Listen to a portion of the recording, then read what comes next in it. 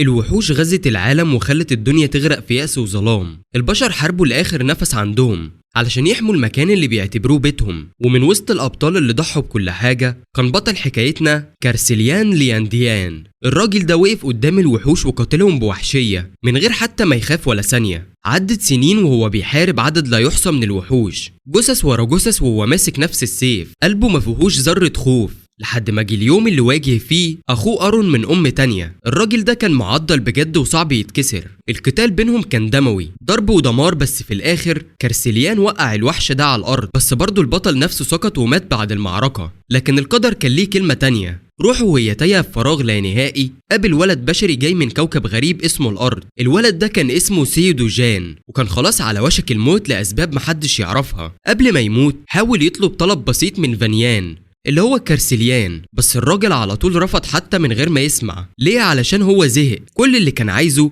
يموت بسلام وخلاص. هو خسر بلده بسبب الوحوش، خسر احبائه، وفي الاخر مات موتة كلاب، فملوش نفس لاي حاجة تانية. اما الولد سيدو جان هو كمان ما كانش عايز يعيش، بس اللي فارق معاه ان عيلته تعيش كويس وتبقى حياتهم هادية. هنا بقى فانيان غير رأيه وقرر يسمع الولد عيونه نورت زي عيل صغير في محل حلويات، ولم شجاعته وقال بكل صدق هو نفسه عيلته تعيش في سلام. وبالفعل البطل وافق، خد على عاتقه المهمة دي وحس بروحه بتتسحب وتنزل على الأرض جوه جسم الولد سيدو جان. دلوقتي بطلنا رجع للحياة في هيئة مراهق، وهدفه الجديد يحمي عيلة الولد بأي تمن. أول مهمة ليه يتسلل جوه بوابة نامسون، واللي مصنفة رتبة سي، يعني خطر وسط مش لعب عيال. المشكلة المكان ده مقفول ومش بيدخلوا غير أبطال مسجلين رسميا. الجهاز الأمني واقف يزعق فيه امسح بطاقة الاي دي بتاعتك عشان تدخل، بس بطلنا ما عندوش بطاقة ولا أصلا يعرف يعني ايه تسجيل، فبكل بساطة دخل اقتحم المبنى اللي مليان حراس وأنظمة أمان،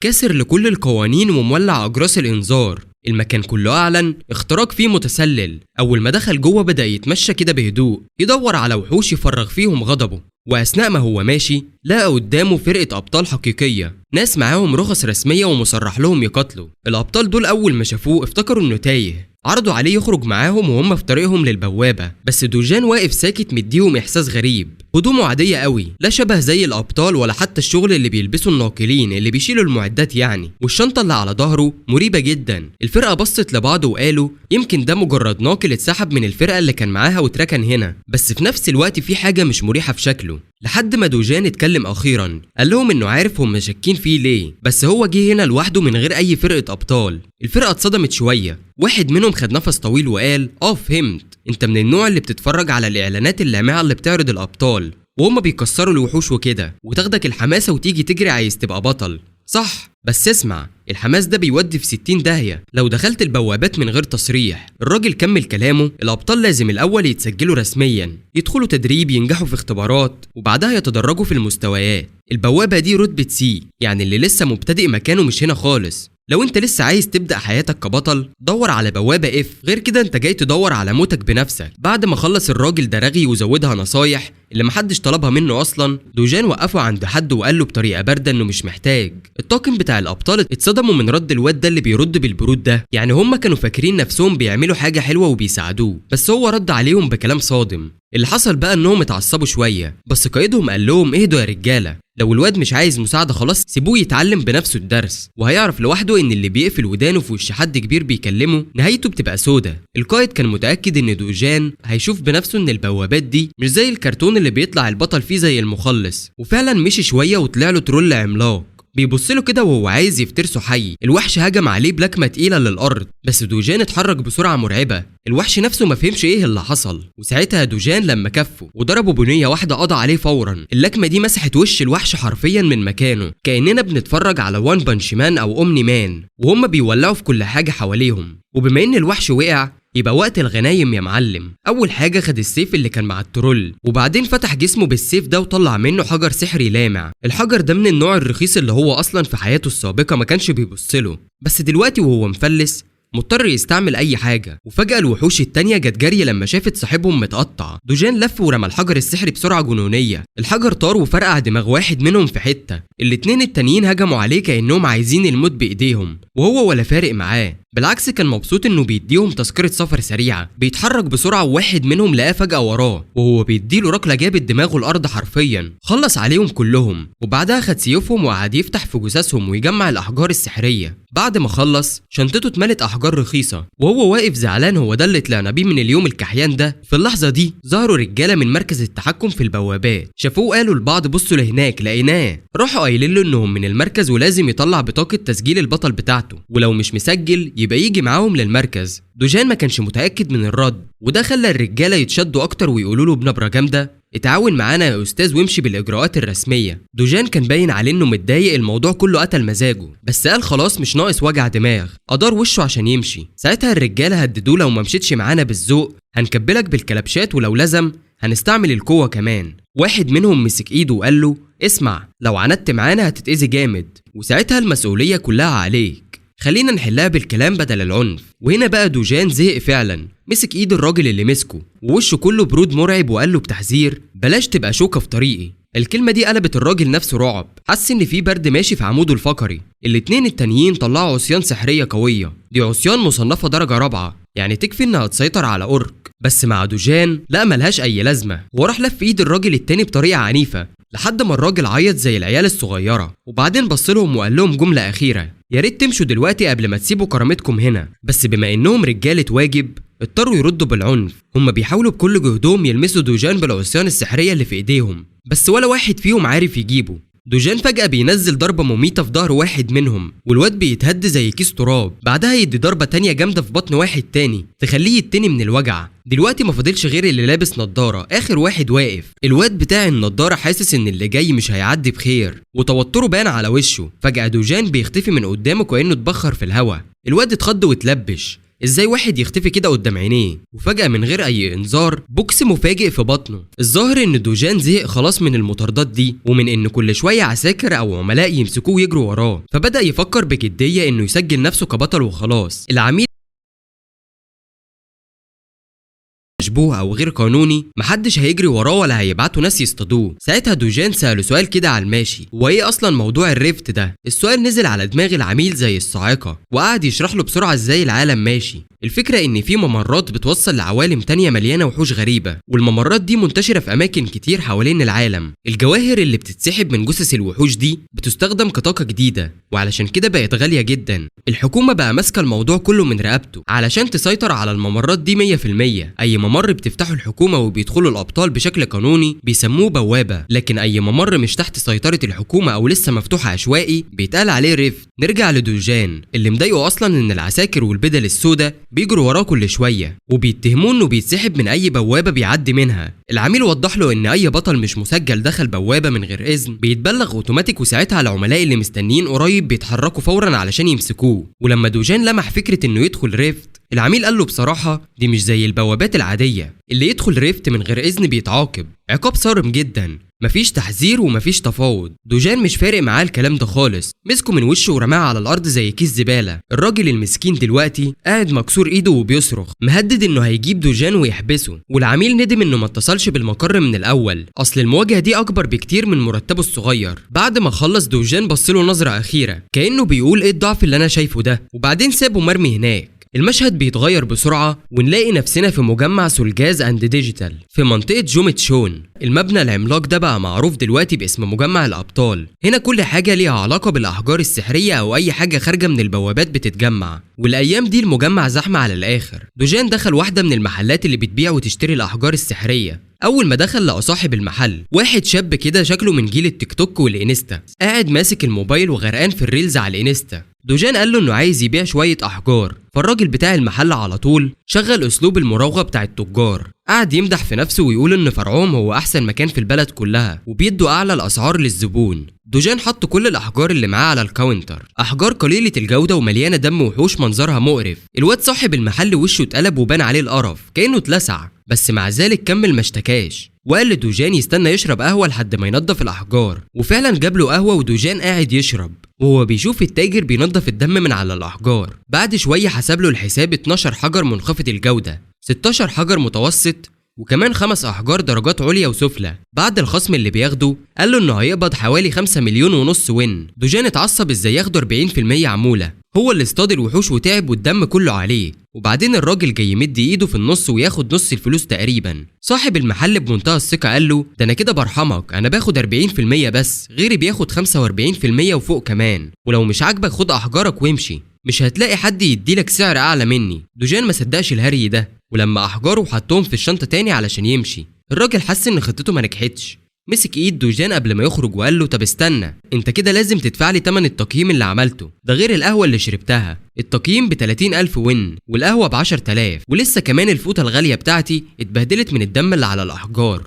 يبقى الاجمالي حوالي 350,000 ون. دوجان بص له كده ببرود وقال في نفسه انت عايز تضحك عليا يا نصاب؟ ومرضيش يديله ولا مليم، مهما الراجل زن عليه دوجان مش هيديله حاجه. الواد الحقير لما شاف ان ولا حاجه نافعه مع دوجان قرر يلعب على المياعه ويهدده بالابطال السي-كلاس اللي عنده كحراس. في نفس اللحظه الكبار دول دخلوا من الباب الخلفي بيقولوا احنا جينا ليه؟ في حد عامل مشاكل؟ احنا هنا عشان نخلص عليه. دوجان رد عليهم ببصه حاده زي السيف، والحقير ده بص له هو كمان. الجو بقى تقيل وبعد شويه المشهد اتقطع على وش صاحب المحل، العرق مغرقه ومترعش من الخوف، مع انه من شويه كان عامل نفسه البطل الكبير اللي الدنيا ماشيه وراه. بس الحقيقه نزلت على دماغه جامد لما دوجان مسح الارض بالثلاثه الخنازير بتوعه من غير حتى ما يعرق. ووقتها بقى واضح مين البطل الحقيقي هنا. الواد دوجان مشي ناحيه الكاونتر وقعد يتكلم بكل برود، نزل العموله ل1% بس من غير ما حد يقدر يعترض. كلنا عارفين مفيش اي نقاش لما حد زي دوجان يبصلك في عينيك كأنه بيبص جوه روحك. خلصت الصفقة ودوجان خرج من المكان شايل شوية فلوس تخض، كلها من اللي جمعها بعرق جبينه،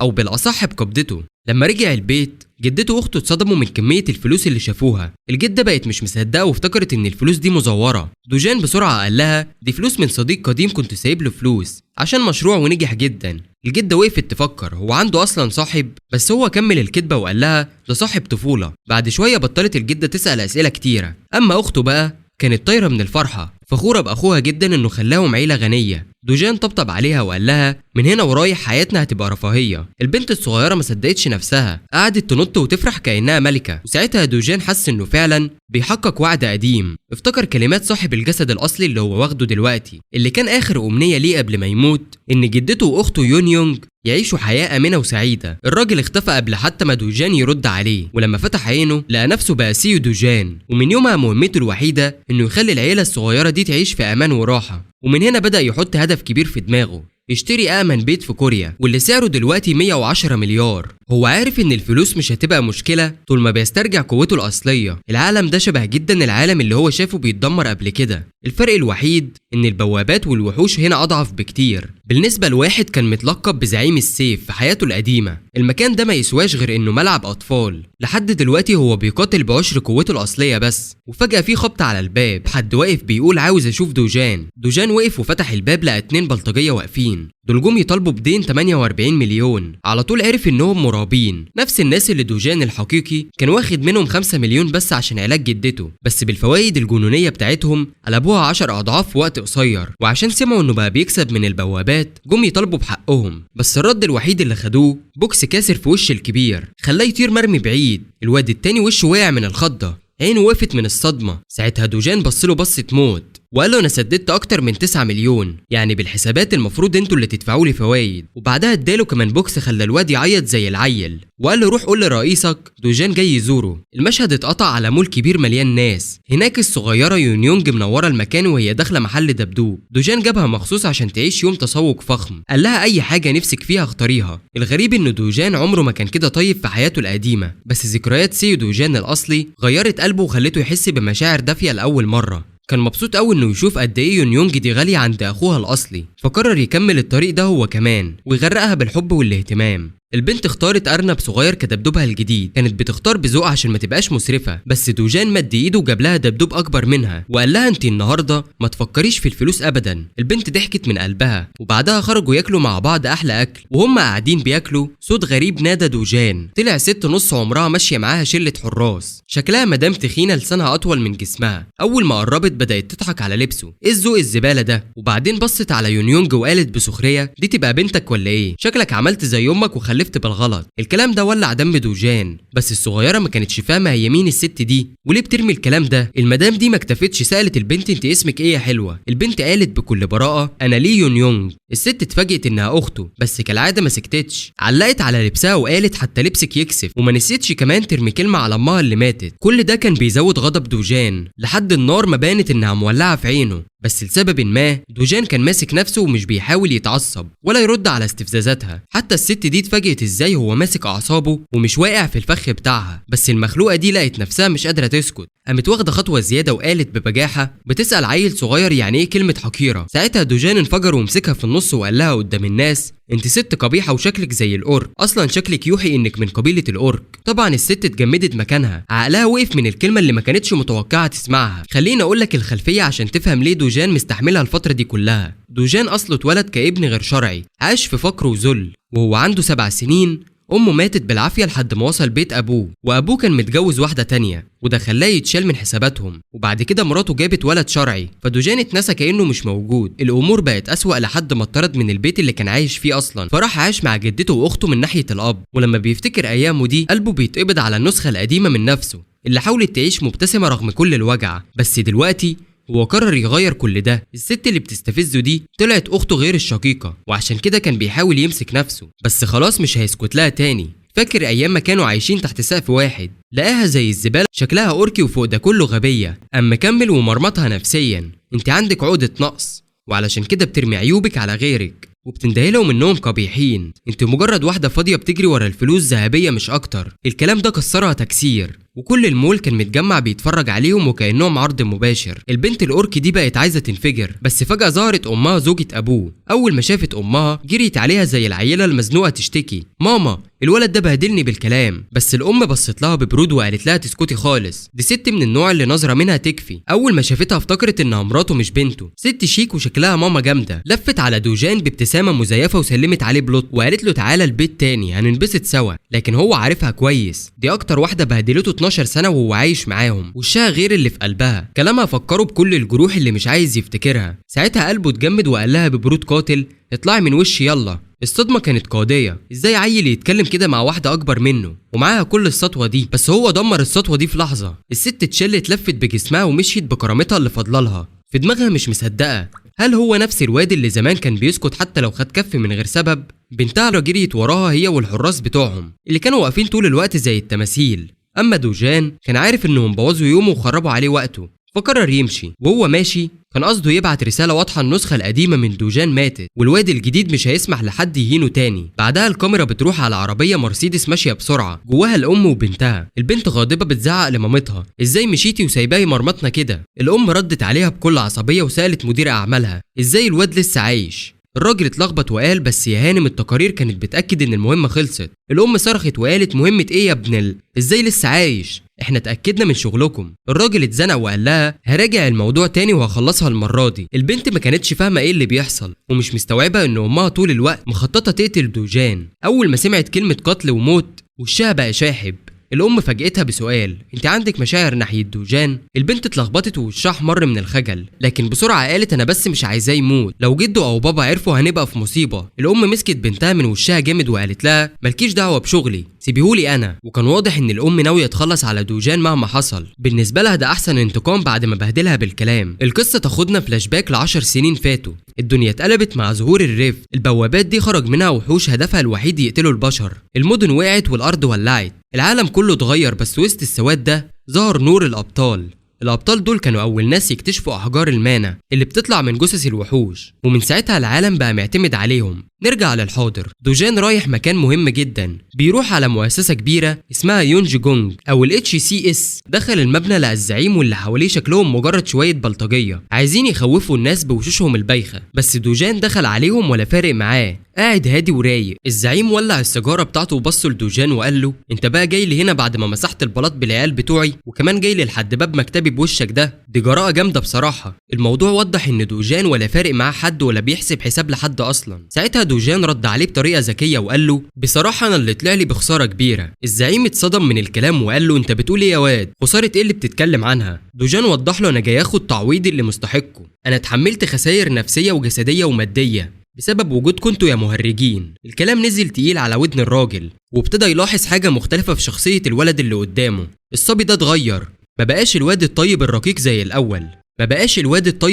زي الأول، لا ده دلوقتي بقى شخصية مختلفة خالص. وكمان عنده دليل قدامه إن الواد ده مسح الأرض بالعيال اللي بعتهم ووقعهم زي الكلاب. فابتدى الزعيم يشك إن سيو دوجان مر بحاجة كبيرة جوه الجيت خلت عنده صحوة خاصة. بس رغم كل ده الراجل قرر يتمنظر ويعلي صوته وقال لدوجان الثقة اللي واخدها من الصحوة دي هتكون سبب نهايتك، انت مغرور بقدراتك زيادة عن اللزوم. وعشان يثبت كلامه جاب شوية فتوات عشان يخوفه. بس يا معلم مهما لما عضلات قدام خبرة سيد السيوف، الناس دي عبارة عن ناموس بس. الزعيم بدأ يهلفت بالكلام ويقول حتى الناس المستيقظة في الآخر بيموتوا زيهم زي أبطال درجة تافهة ولا ليهم لازمة بالنسبة لي. واللي يضحك إنه مقتنع إن سيو دوجان مش أكتر من دي كلاس، يعني يقدر يسحقه بسهولة. وفي نص ده كله دوجان كان قاعد على الكنبة عامل رايق، وخمسة واقفين قدامه بيبصوله بعيون مليانة حقد. من غير أي ابتسامة ولا خوف بص للزعيم وقال له اقعد مطرحك، لسه مخلصتش كلامي. الكلام وقع الراجل من المفاجأة، يعني ازاي لسه بيتكلم بالبرود ده كله؟ واحد من العيال أخدها رجولة وقرر يتحداه. دوجان بكل هدوء خلع نضارته، وده زود حيرة الراجل أكتر. وبعدها بوم دوجان نزل عليه بلكمة صاروخية 9000 من نوع مايك تايسون اكسبريس. الراجل طار حرفيا من الضربة، صحابه اتخرسوا من اللي شافوه. بس ما وقفش عند كده، لا كمل عليهم ووقع التاني ورا التاني، وهو بيدوس فيهم واحد ورا التاني. كان بيتكلم بكل هدوء عن بلاوي الزعيم. قال له انا عارف ان شغلك في الظاهر مكتب قروض، بس في الحقيقة انت بتلعب تحت الترابيزة في شغل وسخ تاني. وفي النص وهو بيطير واحد شعره برتقالي فضح سره وقال انت كمان شغال في البطاقات المزورة والاي دي المضروبة. وبعد ما وقع الولد ده قال له انا جاي عشان اطلع هوية بطل رسمي اسجل بيها واكسب فلوس. اخر واحد حاول يضربه بس دوجان بهدوء اتفاداها وردله 3 اضعاف الضربه لحد ما وقع نايم. كله دخل في نوم عميق بفضل روتين النوم الخاص بتاع دوجان اللي بيشتغل 100%. وبعد ما خلص رجع بص للزعيم وقال له بجديه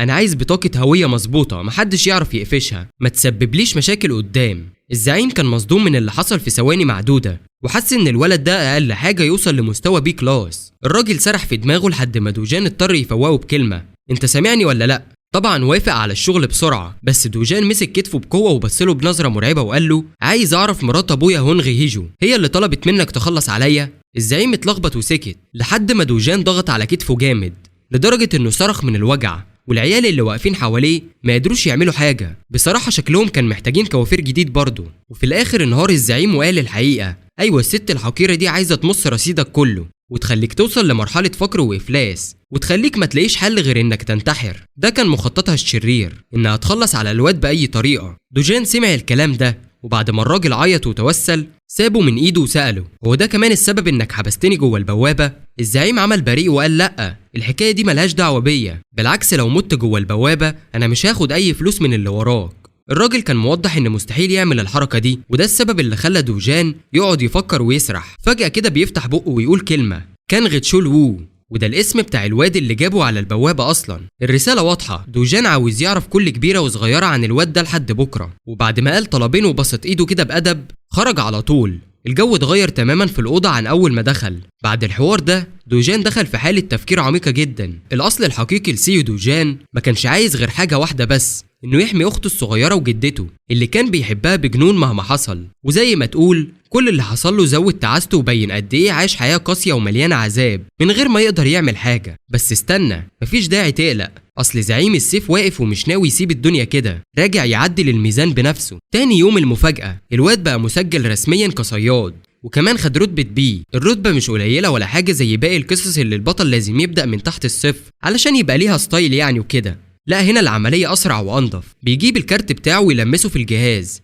والسيستم فعلا بيتعرف عليه ويأكد إن الكارت أصلي، بس بيطلع له تحذير مستواك لسه أقل من خطورة المهمة اللي رايح لها. التحذير بيتكرر كذا مرة، بس دوجان بيبتسم ابتسامة أنا مش فارق معايا، بالعكس بيتنرفز شوية ويقول في نفسه يا ريتني كنت زودت مع الواد الغلس يرفع لي الرتبة بدل الصداع ده كله. المهم رغم التحذيرات دوجان مش بيهتم وبيدخل البوابة عادي. ندخل بقى في تفاصيل بوابة جزيرة الليل. هي أصلا بوابة رتبتها بي، بس ده مش معناه إن أي صياد بي يقدر يطلع منها حي. القاعدة انك لازم تكون رتبتك اعلى بدرجة على الاقل من رتبة البوابة علشان الامان. البوابة دي متصنفة ان مساحتها من النوع دي، يعني متوزعة وصعبة جدا تصطاد لوحدك. بس الحظ مع دوجان المرة دي لانها واخدة شكل انفاق طويلة، وده يخلي موضوع الصيد الفردي اهون شوية. مع ذلك من الطبيعي ان صياد اي رانك هو اللي يتكلف بالمهمة دي، انما دوجان كلمة خطر مش موجودة اصلا في القاموس بتاعه. اقصى حاجة ممكن تحصل انه يلاقي نفسه قدام جيش كامل من الوحوش في نفق ضيق مفيش فيه مجال يتحرك، وهو واقف كده بيبتسم ابتسامة شريرة اول ما يواجه خصمه الاول، حية عملاقة بتشع هالة بنفسجية فوضوية. اي صياد طبيعي كان هيترعب ويجري، لكن دوجان يعتبر ده وش الخير. بيجهز القفازات اللي لابسها وبيستعد للمعركة،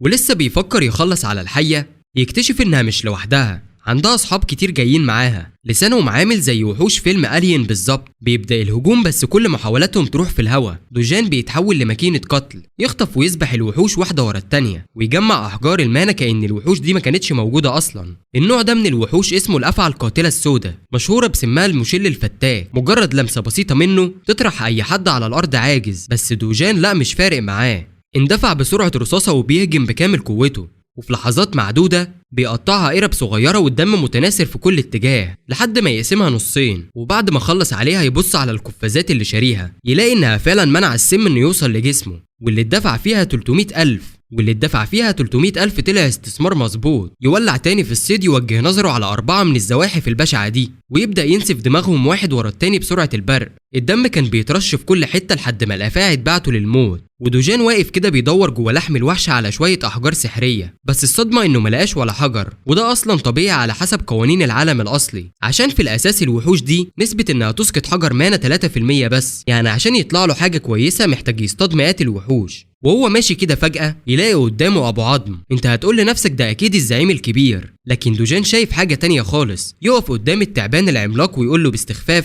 انت البص يا معلم، كأن التعبان هيرد عليك يا صاحبه. بس هو فرحان ان الكبير ده طلع له، عشان كده مش هيضيع وقت يتوه تاني. على طول بيدخل بضربة سريعة، ناوي يخلص المعركة ويرجع البيت. بس اللي حصل ما كانش متوقع خالص. على قد ما ضربته كانت قوية، التعبان ولا اتهز. كل اللي حصل ان دوجان رسم للتعبان تاتو على دماغه كده وخلاص، وهو لسه في الهوا مش قادر يتفادى. التعبان ضربه بديله ورماه في الحيطة. دوجان وقع على الارض زي الطياره اللي وقعت من السما. خد رياليتي تشيك كده ان البص مش زي اي وحش قبل كده. التعبان طلع انيابه السما وبيفح كده زي جيرل فريند جعانه وناوي يعضه، بس دوجان بيلحق نفسه ويفلت منها بسرعه. وبسرعه استغل الحركه دي وضرب التعبان بوكس تاني جامد دخل في جسمه وعمل شروخ في الدرع الصلب بتاعه. الضربه دي وضحت له حاجه، الوحش الكبير ده عنده جسم متغطي بدرع قاسي جدا، ومش اي ضربه تقدر تخترقه. وده خلى دوجان يعيد حساباته، لازم يغير خطته بدل ما يضيع وقته. في قوته الاصليه كسيف الزعيم كان هيكنس الارض بالتعبان ده عادي، بس دلوقتي الامور مختلفه، وساعتها عينه وقعت على سيف محارب مات في القتال ضد التعبان. هنا هتفهموا ليه زعيم السيف مش زعيم اللكمات. بيمسك السيف مع انه متدمر ومتكسر، بس بيقول السيف بكفاءة اللي ماسكه مش بحالته، وبيقف قدام التعبان مستعد. التعبان ينطلق بسرعته المرعبة عشان يهاجمه، ودوجان بيطير لفوق ويعلن بفخر خليك مبسوط يا وحش عشان انا هخلص عليك بالسيف. مع ان السيف حالته زبالة، دوجان بيعمل ضربات سريعة لدرجة ان الشرار بيتطاير والقطع بيتفتح في جسم التعبان. في لحظات جسده اتقطع حتت، وفي الاخر المشهد كله يبقى كوميدي لما التعبان يموت ودوجان السيف بيتفتت في ايده ويتحول لتراب. بس المهم انه خلص عليه قبل ما السيف يختفي. وبدل ما يسيب الجثة كده، دوجان بيخطر بباله فكرة جامدة، يقتلع ناب من انياب التعبان عشان يسيبه يصنع منه سيف قصير بعدين، ويعتبر ده جائزته على الرحلة دي.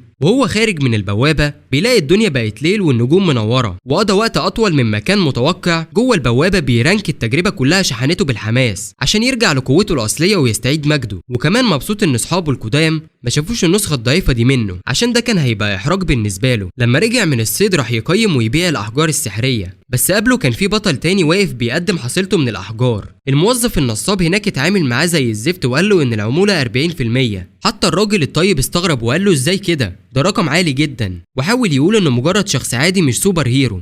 بس الموظف زي ما عمل مع دوجان بدأ يبرر ويقول احنا أقل نسبة عمولة بين كل المراكز، وطبعا قارنها بمركز البوابات اللي بياخد 5% بس من غير ضرايب. الراجل النصاب شايف نفسه بيقدم خدمة عظيمة للأبطال، وفي الآخر الراجل أخد الفلوس وما شغلش دماغه. بس لاحظ إن وش الموظف اتبدل وسأله إيه اللي حصل لك؟ المضحك ان الموظف فضل يعيد نفس الكلام حتى بعد ما اتبهدل قبل كده، وقال له ان في واحد مجنون دخل مسح الارض بالحراس واداله وشه ده كهديه ومشي. البطل كان شايف ان الغلط كله من الريسبشنست اللي سايب حراس تعبانين من الرتبه سي قاعدين كده زي الديكور. هو عارف ان الرتبه مش كل حاجه في العالم ده، لان المهاره بتفرق جامد، يعني الرانك مجرد شكل كده عشان النظام يبان ماشي، لكن الحقيقه ان الاتنين بنفس الرانك ممكن يكونوا واحد في السما والتاني في الطين. في فرق بين عسكري قاعد طول اليوم بيحرس باب محل وبين بطل حقيقي نازل يقاتل وحوش ويجازف بحياته. الراجل ده رغم انه كان بيتكلم كلام موزون وفيه عقل، الا ان الريسبشنست الاهبل كان زهقان منه وعاوز يخلص منه باي شكل، فقال له يلا امشي من هنا. الراجل رد بهدوء وعرض عليه انه يساعده لو احتاج حاجه في المستقبل. دوجان كان ماشي من غير ما يدي اي اهتمام، والصدمه انه عدى من جنب الريسبشنست كده ببرود يخوف. اول ما شافه الريسبشنست اتشل من الرعب وصرخ ده المجنون اللي بهدلني. الراجل البطل اللي واقف هناك اتفاجئ جدا وبص لدوجان ولاحظ ان جسمه متناسق ومرن بالنسبه لطوله، بس فكره ان الولد ده بهدل الحراس خلت الراجل يجهز نفسه المعركه وساله ببرود انت المشاغب اللي عمل دوشه هنا؟ الميزه في البطل ده انه مش بيزعل من تفاهات، بالعكس هو كان فاكر ان دوجان بيستغل قوته كبطل عشان يبلطج على المدنيين، وده بالنسبه له اهانه للبطل الحقيقي. طبعا هو عارف القصه كامله عشان كده بيتكلم من زاويه واحده بس. اما الريسبشنست فقاعد يتفرج ومبسوط قوي، خصوصا ان البطل ده بقاله 7 سنين بطل مخضرم ومعارفه كتير، فلو حصل له حاجه هنا يقدر يستخدم علاقاته ويوقع دوجان في مشاكل. لكن دوجان ما كانش فارق معاه مين الراجل ولا قيمته، بصله وقال له بجمله بارده امشي يا عم من هنا. الجمله دي ولعت دم الراجل وخلته يحس انه اتعاير. دوجان ساله انت جاي تنتقم مني ولا ايه؟ الراجل اتنرفز بس خبرته انقذته، لانه عارف كويس ان قتال الابطال مع بعض بيخلص دايما بكوارث ونسبه الموت فيه اكبر من قتال الوحوش. فكر شويه وقال لا وقرر يسيب المكان ويمشي. الريسبشنست اتصدم ومش عارف يقول ايه. دوجان رجع يبص للموظف السمج وقال له انت عندك مشكله عاوز تتكلم فيها؟ الموظف كان هيرد لكن دوجان رمى شنطه مليانه احجار سحريه قدامه وقال له يقيمها ويبدلها بفلوس. الاحجار دي كلها من النوع الغالي قوي. الريسبشنست اتصدم وسال نفسه الواد ده مين بالظبط؟ الموظف حسب الفلوس وطلعت 150 مليون. المبلغ شكله ضخم بس دوجان كان شايفه قليل جدا بالنسبه ليوم صيد عادي. طلب الفلوس كاش بس الموظف فكره ان في عموله لازم تتخصم. هنا دوجان اداله نظره مرعبه، بس لما افتكر ان العموله 1% بس هدي وقال له تمام خلص بسرعه وباقي الفلوس جيبها. جوه دماغ الموظف كان عاوز يقوم يضرب دوجان ويفش غله، بس طبعا كله في خياله. بعدها الموظف قال ان المبلغ كبير ومحتاج موافقه من الاداره العليا. دوجان قال له من غير ما يفكر اتصل دلوقتي وهات الموافقه. الموظف بسرعه اتصل برئيسه وابتدى يهمس في التليفون باللي حصل. فجاه دوجان خطف الموبايل من ايده وكلم المدير بنفسه وقال له خلص الموضوع بسرعه وادفعه. المدير وافق وطلب يرجع الموبايل للموظف. دوجان رجع الموبايل فعلا، بس وهو بيرجعه خبطه في الحيطه وكسره. الموظف اتشل من اللي حصل ومش مصدق ان تليفونه اتبهدل قدامه، ودوجان واقف قدامه ببرود بيقول يلا هات الفلوس بسرعه بعد ما خلصنا الاجراءات. وهو ده بقى اللي خلى الريسبشنست يجهز شنط كتير مليانه فلوس علشان الصفقه. في الاخر الراجل اتدمر من جواه بعد ما اتجبر يتصرف بالطريقه دي. يمكن بعضكم يحس بشويه شفقه عليه، بس افتكروا ان الواد ده طول الوقت بينصب وبياخد نص اللي الابطال العاديين بيكسبوه بعد ما يرموا نفسهم في الخطر وبيخاطروا بحياتهم. يعني بصراحه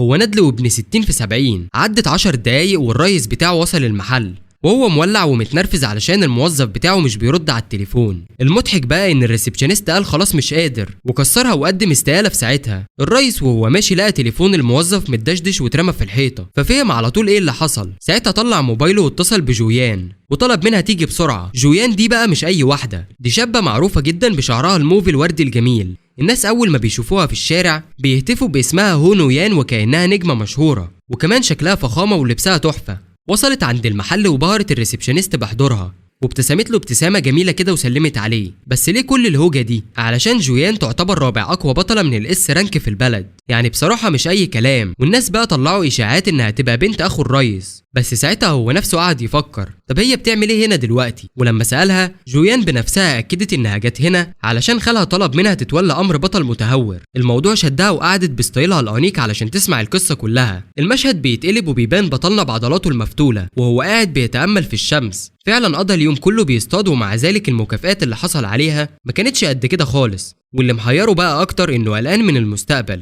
اول حاجه في دماغه دلوقتي انه لازم يوصل لليفل يخليه يقدر يعدي بوابات الاس رانك لوحده، يعني لازم يتدرب ويسترجع قوته الاصليه. انتوا سمعتوا صح يا رجاله، ده وقت التدريب. اكبر مشكله عند دوجان دلوقتي انه على عكس العالم اللي كان فيه قبل كده، تركيز المانا هنا ضعيف جدا، وده معناه انه حتى لو عمل اقصى ما عنده علشان يجمع مانا بالمعدل الحالي، هياخد على الاقل 3 سنين علشان يوصل قريب من قوته الاصليه، ويمكن اكتر كمان لو الدنيا مشيت وحش. الجانب المضيء الوحيد انه ممكن يستهدف يجيب معدات احسن علشان القتال، بس المصيبه ان حتى اسوأ المعدات اسعارها بتبدأ من مئات الملايين، وده كده هيكون تبذير للفلوس. فجأة حس برعشة برد جريت في جسمه كله، حس بوجود حد خطير. ركز نظره على يون يونج، واول ما حس بالخطر مسك البنت بسرعه البرق وقال للجميع يلا جوه بسرعه. دخلوا البيت وقفل الاوضه عليهم، والجده بتساله بقلق في ايه يا حبيبي، وقبل ما يجاوب المبنى كله اهتز بهزه عنيفه، والست الكبيره اتفزعت وقالت بخوف هو احنا في زلزال ولا ايه؟ البنت الصغيره يون يونج كانت مرعوبه جدا، بس الحقيقه اللي محدش عارفها غير بطلنا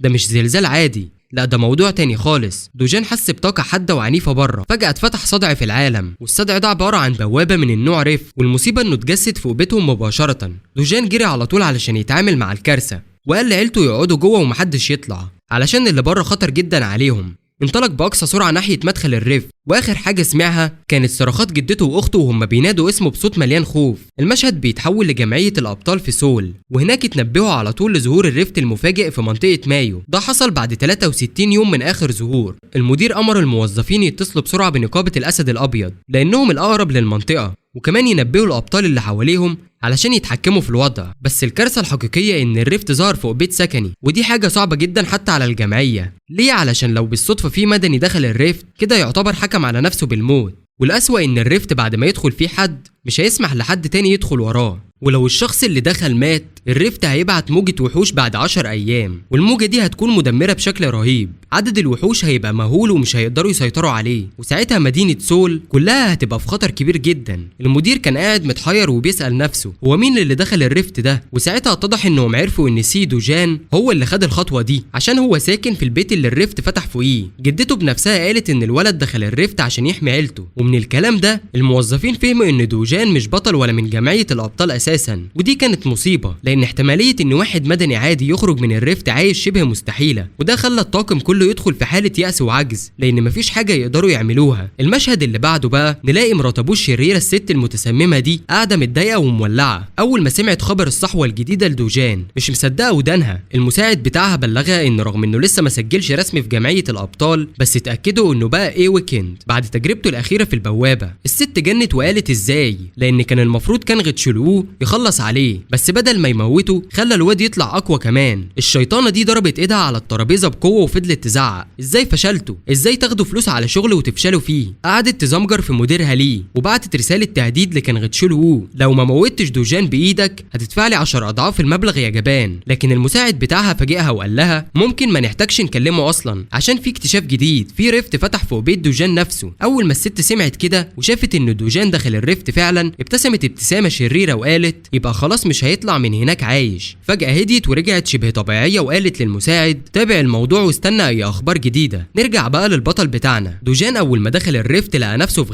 غابة مألوفة جدا بالنسبة له، دي نفس الغابة اللي كان بيحب يقعد فيها زمان وهو صغير ويستريح فيها. الغابة اسمها باتيسوا، وكأنها متبينة بنفس التفاصيل زي ما هو فاكر بالظبط. حتى طاقة المانا الغنية في الهوا كانت هي. ماشي في الطريق ومبتسم لحد ما لقى نفسه واقف قدام شجرة العالم العظيمة. دي مش أي شجرة، دي قلب العالم ومصدر المانا النقية وأعظم كيان بيمثل الاستقرار، لدرجة إن لما العالم القديم وقع السبب الرئيسي كان إن الشجرة دي اتحرقت للأرض. لكن هنا في البعد ده الشجرة لسه واقفة وجميلة زي ما فاكرها. دوجان مش عارف إيه السبب، بس اللي متأكد منه إنه قدامه فرصة يرجع المانا اللي فقدها. قعد يتأمل تحت الشجرة ويسيب المانا تتدفق حواليه، بقى مركز جدا قاعد يتنفس ويوازن طاقته. قعد 3 أيام كاملة ناسي الأكل والشرب والجوع والعطش، كل اللي في دماغه التنفس وتنظيم المانا. ومر 10 أيام كاملة وهو ثابت كده، لحد الليلة ال10 ظهر الشر الحقيقي. مخلوقات غريبة فضائية المنظر اسمهم الفولسينا هجموا على الشجرة. دول نفس الوحوش اللي في الماضي كانوا حرقوا الشجرة ودمروا العالم، بس المرة دي دوجان موجود ومش هيسمح بكارثة تتكرر. الوحوش هجمت عليه، ودوجان حس بدهشة بسيطة إنه ما عندوش سيف عنصر الماء اللي كان هيخلصهم بسرعة، بس ضحك وقال أنا مش محتاج سلاح، أنا بقيت أنا السلاح. مد ايده ناحيه الوحوش وفجاه اطلق سلطه المانا اللي عنده. موجه طاقه قويه وقعت واحد فيهم على طول، التاني اتجمد مكانه ومش مصدق اللي بيشوفه. اللي عمله ده مش تحريك عن بعد، دي تقنيه اسمها اطلاق المانا، بيستخدم فيها الطاقه الخام كانفجار بيدمر العدو، وكانت فتره طويله قوي من اخر مره عمل كده لان مخزونه كان قليل، بس دلوقتي هو مليان طاقه لدرجه الانفجار. الفولسينا ردوا بانهم فتحوا بقهم وطلعوا اشعه ليزر متوهجه، بس دوجان كان هادي جدا لدرجه ان المانا اللي حواليه شكلت درع طبيعي حماه من كل حاجه. ابتدى يمشي ناحيتهم وهو محاط بهاله طاقه وقال بابتسامه: المره دي انا اللي هحمي شجره العالم وجاهز العب معاكم شويه. الوحوش استعدوا يضربوا تاني، بس دوجان اتحرك بسرعه، مسك 2 منهم وضغط على بقهم عشان يقفلهم، وبكده طاقتهم انفجرت جوه دماغهم وسابهم جثث متفحمه مرميه على الارض.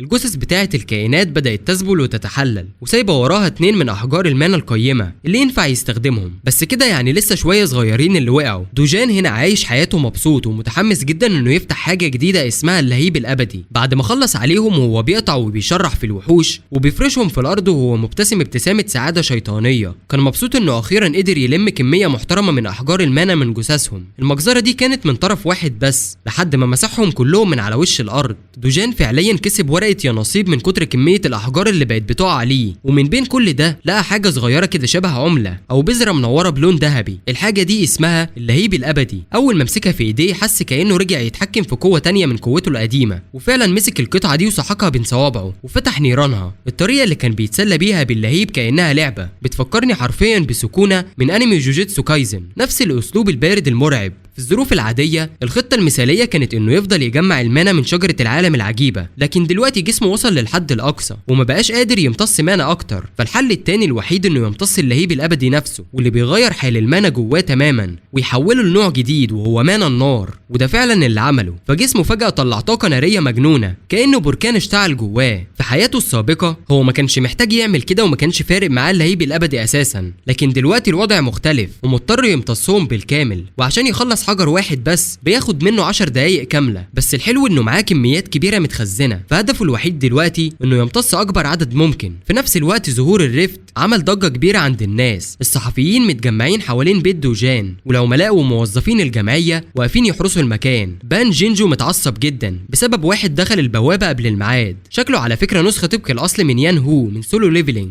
بس شعره انضف شويه. في المقابل عندنا بطلنا كيم هيون وو اللي متعاطف مع تصرف دوجان علشان انقذ اخته، لكن سيونجو مش مقتنع خالص بالكلام ده وبيقول ان دوجان دخل كانه طماع وما حسبش العواقب. بيقول كمان انه لو كان مات بطريقه طبيعيه ما كانش حد اتكلم، بس موته جوه الريفت ممكن يفتح كارثه كبيره والوحوش كلها هتتدفق وتطلع للعالم بره. وهنا المشكله الحقيقيه. هيون وو سال جيلما عن رايه والراجل رد عليهم انهم يمشوا على البروتوكولات. في نفس الوقت هيونو بيتساءل ليه فجأة البوابات بقت تظهر في بلاد كتير في العالم، أمريكا والصين وسويسرا وتركيا وإنجلترا، وده مأزم جيلما لأنه مش قادر يسيطر على العدد الكبير اللي بيظهر في نفس الوقت، وده مش حدث عادي بيحصل كل يوم. في بلاد تانية الموضوع كان تحت السيطرة بسرعة، أما كوريا الجنوبية فالموضوع عندهم كارثة وممكن ينفجر بسبب شخص واحد دخل من دماغه. سيونجو كان متعصب لدرجة إنه عايز يضرب دوجان بنفسه وبيقول يا رب البوابة ترميه بره دلوقتي حالا. وبالنسبة للبوابة البنفسجية العملاقة دي عدى عليها 28 يوم من أول ما ظهرت، نفس المدة اللي قضاها دوجان جوه. الجمعية بقت مرعوبة جدا وصنفت التهديد على إنه موجة مستوى أول. هوية دوجان لسه متخبية عن العالم حفاظا على خصوصيته، ولسه بيسموه الشخص العادي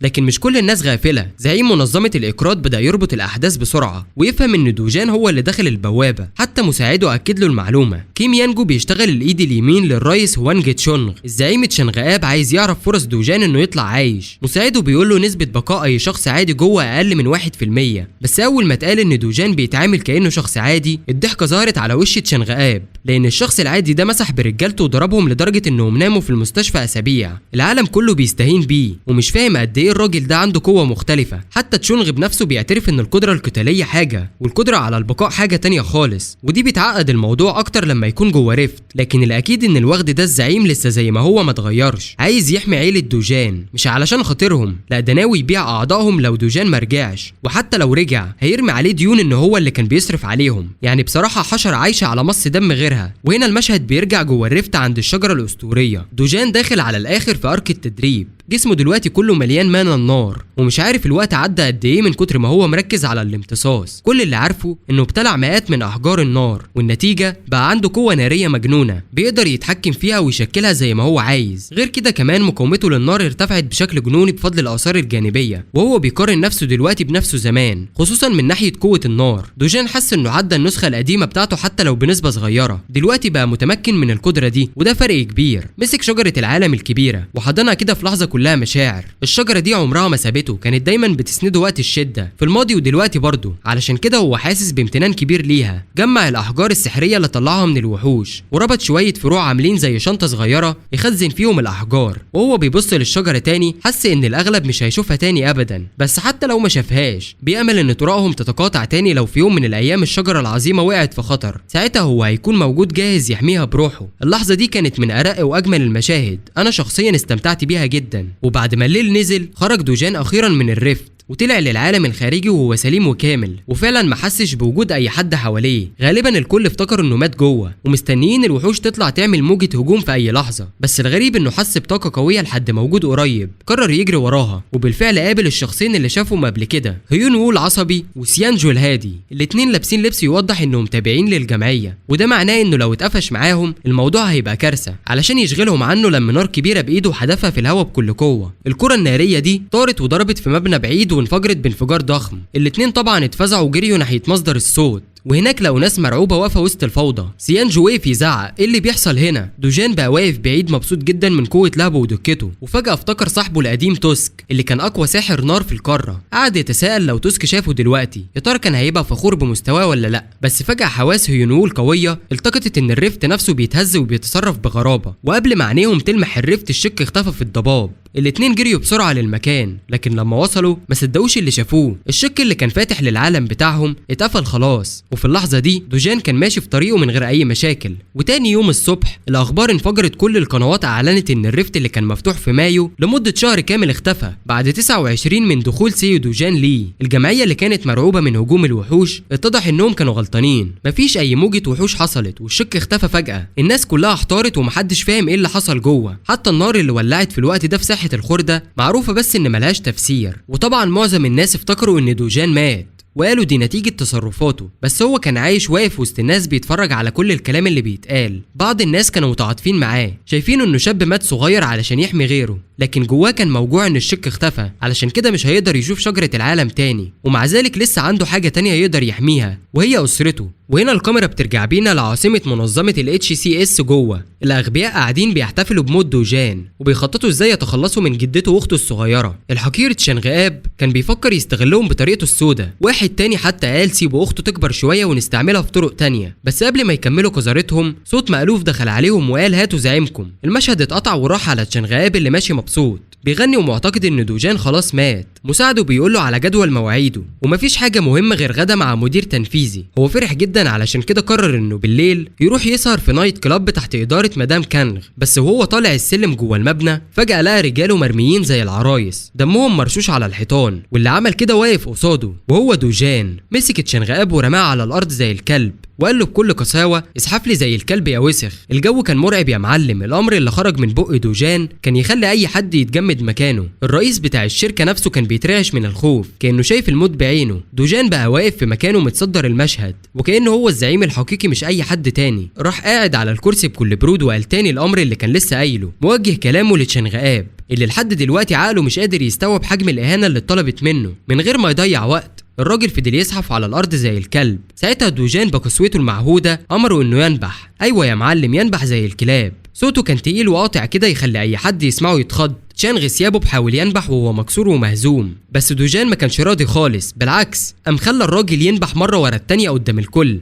عشان يذله ويخليه فعلا اقل من بني ادم زي ما هو كان بيعامل الناس بالظبط. وبكل برود دوجان قال كلمته، اشكالك دول يا ما شفت زيهم في حياتي، بيبانوا مطيعين من بره لكن اول ما يلاقوا فرصه يطعنوك في ظهرك. الجملة دي كسرت زهرة شانغ اللي بقى عامل زي حتة قماش مرمية على الأرض، بيترجى ويعيط ويقول إنه ممكن يخدمه طول عمره زي الكلب لو لزم. بس دوجان ما استناش، وبوم راح مديه صفعة نازلة على وشه خلت الدم يتفجر من بقه. المساعد اللي واقف اتصدم وهو شايف رئيسه بيتبهدل بالطريقة دي، لحد ما دوجان بصله وناداله. المفاجأة إن دوجان أعلن إن المساعد ده من دلوقتي هو الرئيس الجديد للشركة، وقال له نصيحة كده من الآخر: ابعد عن الخسيس ده وما تشتغلش معاه تاني. وبعدها أمره بأمر صادم: اقتله، عندك الإذن دلوقتي. المساعد وقع قلبه وقال له إنه ما يقدرش، لأن الزعيم عنده نفوذ وعلاقات كبيرة، واللي يحصل بعدها هيبقى كارثة لو اتعين مكانه. فضل يتوسل لدوجان إنه يعفيه من الموضوع، لكن دوجان ما كانش جاي يلعب بالكلام، بالعكس ابتسم ابتسامة باردة وقال: لفوه في برميل وارموه في البحر، ده شغلكم من زمان مش كده؟ الكل اتجمد في مكانه، الخوف اتسلل في قلوبهم، خاصة لما هددهم لو ما نفذتوش اللي قلتلكم عليه هرميكم كلكم جوه البوابة كعشا للوحوش. الكلام ده لوحده خلى شنغ ابي ينهار ويبقى مسخرة قدام الكل، عمال يتوسل ويبكي زي العيل الصغير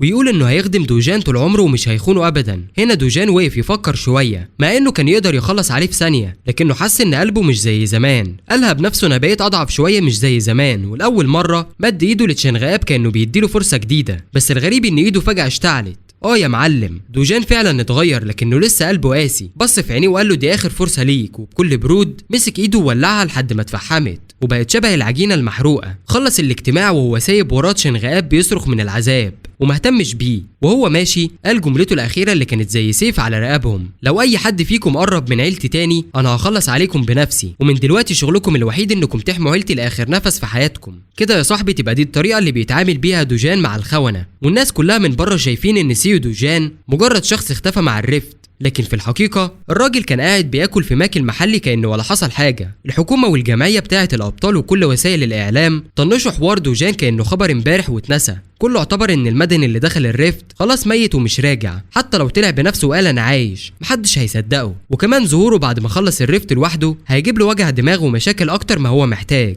دلوقتي الكلب المكسور هونج تشانغ بيساعده يلاقي بيت جديد مناسب عشان يقدر ينقل، وهو مرتاح كده من غير استعجال. واخيرا دوجان لقى فرصه يجيب لاخته اكل لذيذ من الفاست فود، وقعد معاها وقال لها انهم هيغيروا بيتهم ويسكنوا في حي احسن. البنت طارت من الفرحه، خصوصا ان كده هتعرف تروح الحضانه زي باقي العيال في سنها، والسنه اللي بعدها تدخل ابتدائي. بس اول ما اتكلموا عن المدرسه وش الطفله اتغير خالص ومزاجها قلب. دوجان اتوتر جدا، هو متعود يسبح وحوش مفترسه من غير حتى ما يرمش، بس بيتعامل مع طفله صغيره، ده مش من ضمن خبراته خالص. اتفاجئ لما اخته اعترفت له ان العيال التانيين بيعايروها وبيتريقوا عليها عشان يتيمه. الكلام ده وجع قلب دوجان جدا. هو قال لها ببساطه لو مش عايزه تحتكي بالعيال دول خلاص ما تتعامليش معاهم، والعيال التافهه دي هيجي عليهم يوم وياخدوا جزائهم. لما عرفت انها مش هتضطر تروح الحضانه وتتعاير هناك، يونيونج كانت طايره من الفرحه. جوه دوجان بدا يفكر في خطه ازاي يدخلها مدرسه خاصه راقيه اللي فيها محدش يقدر يبص لها بنص عين. الليله دي دوجان اكتشف ان كيم كان حاطط جدته واخته في موتيل كده عشوائي طول ما هو كان محبوس في الريفت.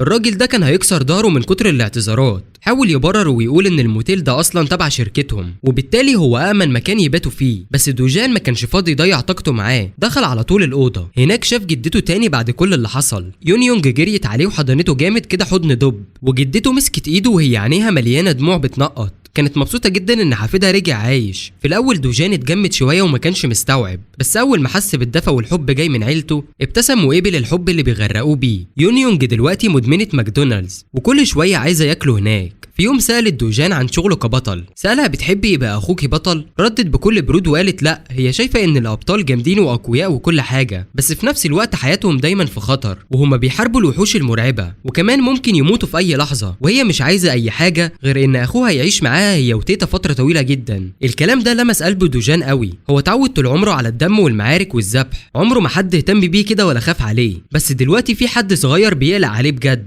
في العالم القديم اللي عاشه كان آخر إنسان موجود بيقاتل وحوش وكيانات ما تتخيلهاش. في الحرب دي خسر كل حاجة. دلوقتي لما ادوله فرصة تانية يعيش في عالم مختلف ظهر جنبه حاجة غالية جدا، مشاعر كان ناسيها رجعت له من تاني، وبقى بيفكر يمكن هنا أقدر أعيش سعيد، يمكن أعيش حياة هادية مليانة فرحة وحب. وفي الوقت اللي قلب دوجان كان مليان دفى وراحة، الجمعية الكورية للأبطال كانت بتنهار. نتايوونج مؤسس جمعية الأبطال في كوريا ومدير اتحاد الأبطال العالمي كان متوتر ومش قادر ينام بسبب موضوع الريفت اللي اختفى فجأة. أجمد ناس من رجالته راحوا يحققوا في مكانه، بس ملقوش أي دليل جديد. هو محروق جدا من الإحساس إنه مش فاهم إيه اللي بيحصل في أرضه، وفكرة إن الريفت ممكن يظهر فجأة تاني بتخوفه جدا. المساعدة بتاعته حاولت توافقه وقالت له يا ريت لو كان في ويف حصلت، كان هيبقى اهون من قلق المتغيرات الغامضه، لكن هو قطع كلامها بسرعه وهو متعصب وقال ان رغم كل حاجه المهم ان محدش يتاذى. ده تاي وونج مش شخصيه عاديه، ده من اقوى 100 بطل في العالم، والناس كلها متاكده انه لو رشح نفسه رئيس هياخد اكبر عدد اصوات في التاريخ. الراجل ده لو حب يهدد شركات او يوقع مصالح للكبار يقدر بسهوله، بس هو مش فارق معاه لا سلطه رئيس ولا فلوس رجال اعمال. الحاجه الوحيده اللي في دماغه هي حمايه شعبه. بمعنى تاني الراجل ده جدع بجد،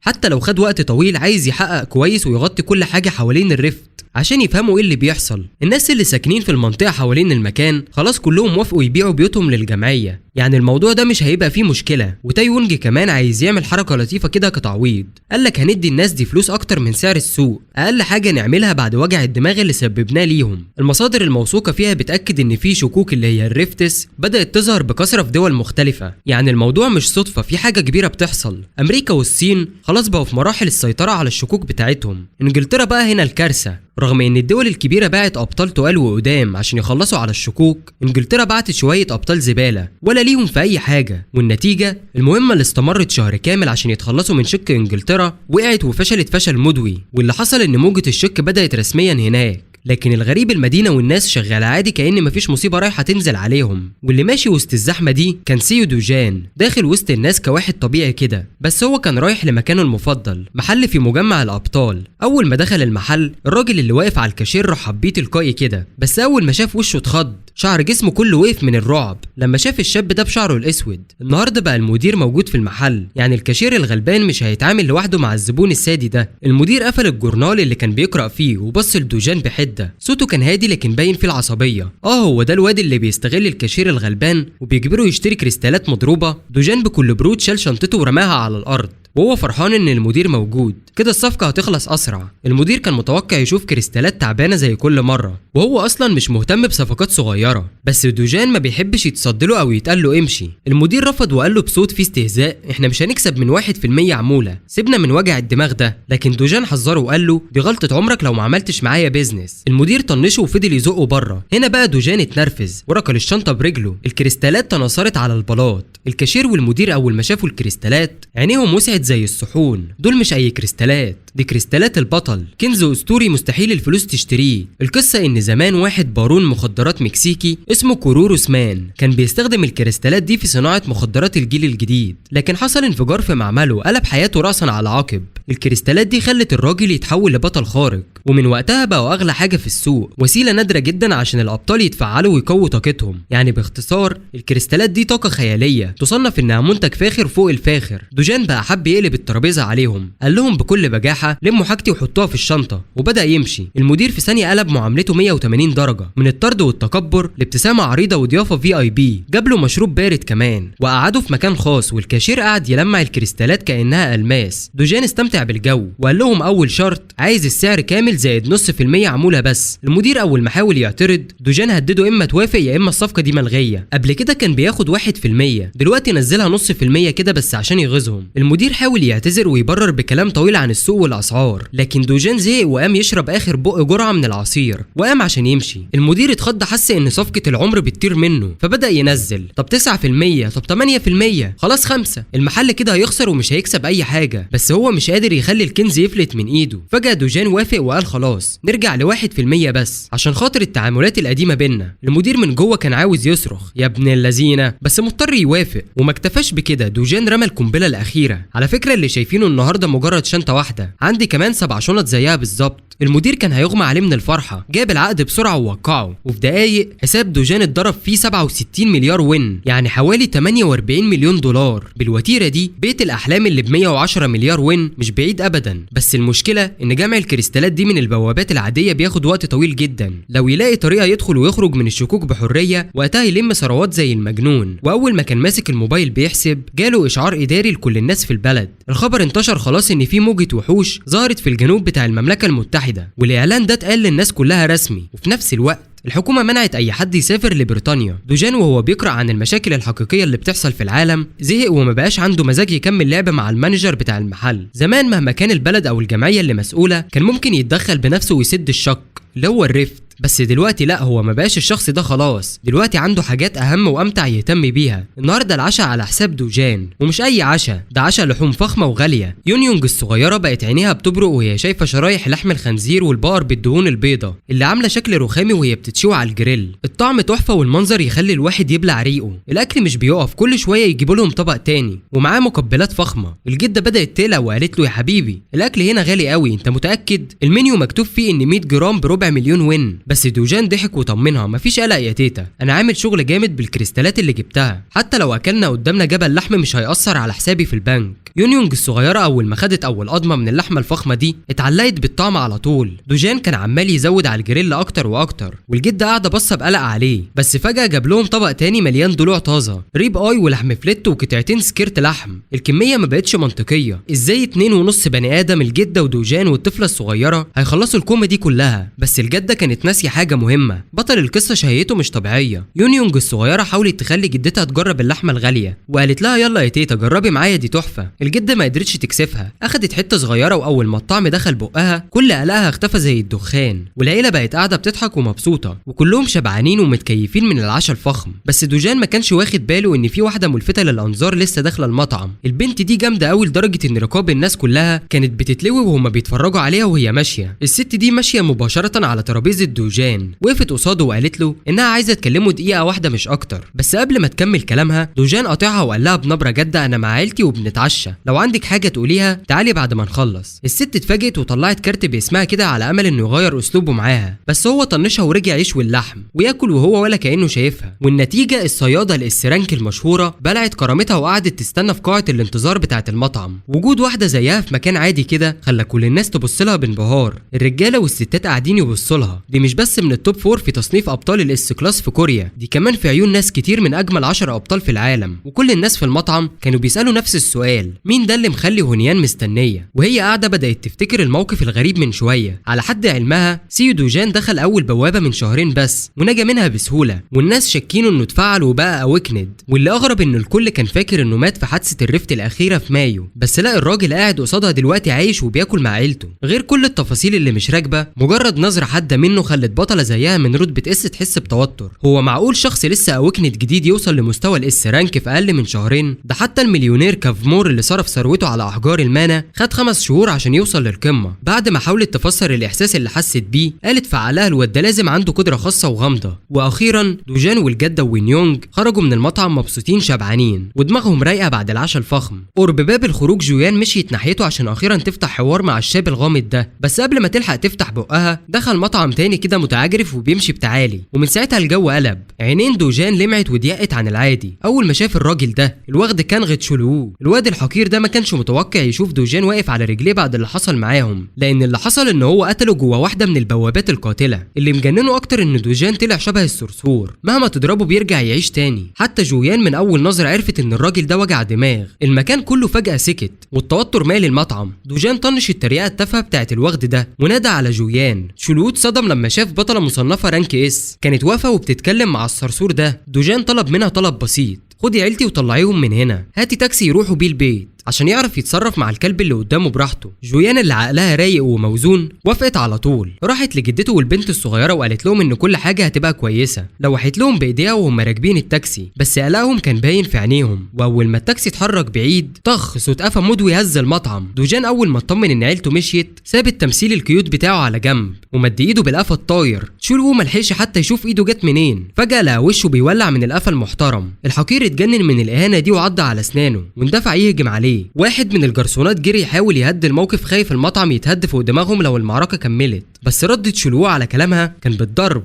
الحمد لله ما اتعورتش جامد. ساعتها دوجان وقف بهدوء وقال للناس اطلعوا بره فضوا المكان، وفعلا الكل جري. المشكله ان تشولو بيتعصب بسرعه زي العيال، دماغه فاضيه وما يعرفش حتى يرد بكلمتين مقنعين، وبسبب غبائه دوجان راح رنه قلم تاني على وشه. الواد الغبي ده هو نفس اللي كان حابس سيو دوجان الاصلي جوه البوابه وسابه يموت. ودوجان الحالي حتى لو مش هو اللي عاش القصه دي بنفسه لسه شايل كره وحقد للحقير ده. تشول وو وهو عامل زي الغول ضحك بسخريه وقال كلام عن مرات ابو دوجان الشريره اللي هي اللي كانت السبب، وهنا دوجان استغل الفرصه، طلع موبايله وفتح الكاميرا وسجل اعترافه. كده حياته كلها هتبقى اسهل لو جاب الدليل. تشول وو اتجنن اكتر من استهتاره، شتم امه وجمع طاقته في ايده عشان يضرب ضربه قاتله، كان ناوي يخلص عليه ويقفل القصه، بس الغبي نسي ان دوجان مش خصم عادي. دوجان لمس ايده بخفه وفجاه ضربه تشول وو اتردت كانها خبطت في جدار مطاطي جامد واترمى ورا بقوه رهيبه. عمره ما واجه حاجه كده قبل كده، هو متعود يحل كل حاجه بالعضلات والدم، بس دلوقتي بيواجه حد اكبر من دماغه الصغيره. دوجان مشي وراه زي الصياد اللي بيلعب بفريسته، وكل ضربه كانت صوتها بيكسر العظم. الجرسونه اللي حاولت تتصل بالشرطه قبل ما تلحق تضغط على زر الاتصال لقت ايد ناعمه بتسحب منها الموبايل بابتسامه رقيقه. جويان قالت لها ما تقلقيش انا هحل الموضوع. الجرسونه اطمنت شويه وراحت على جنب.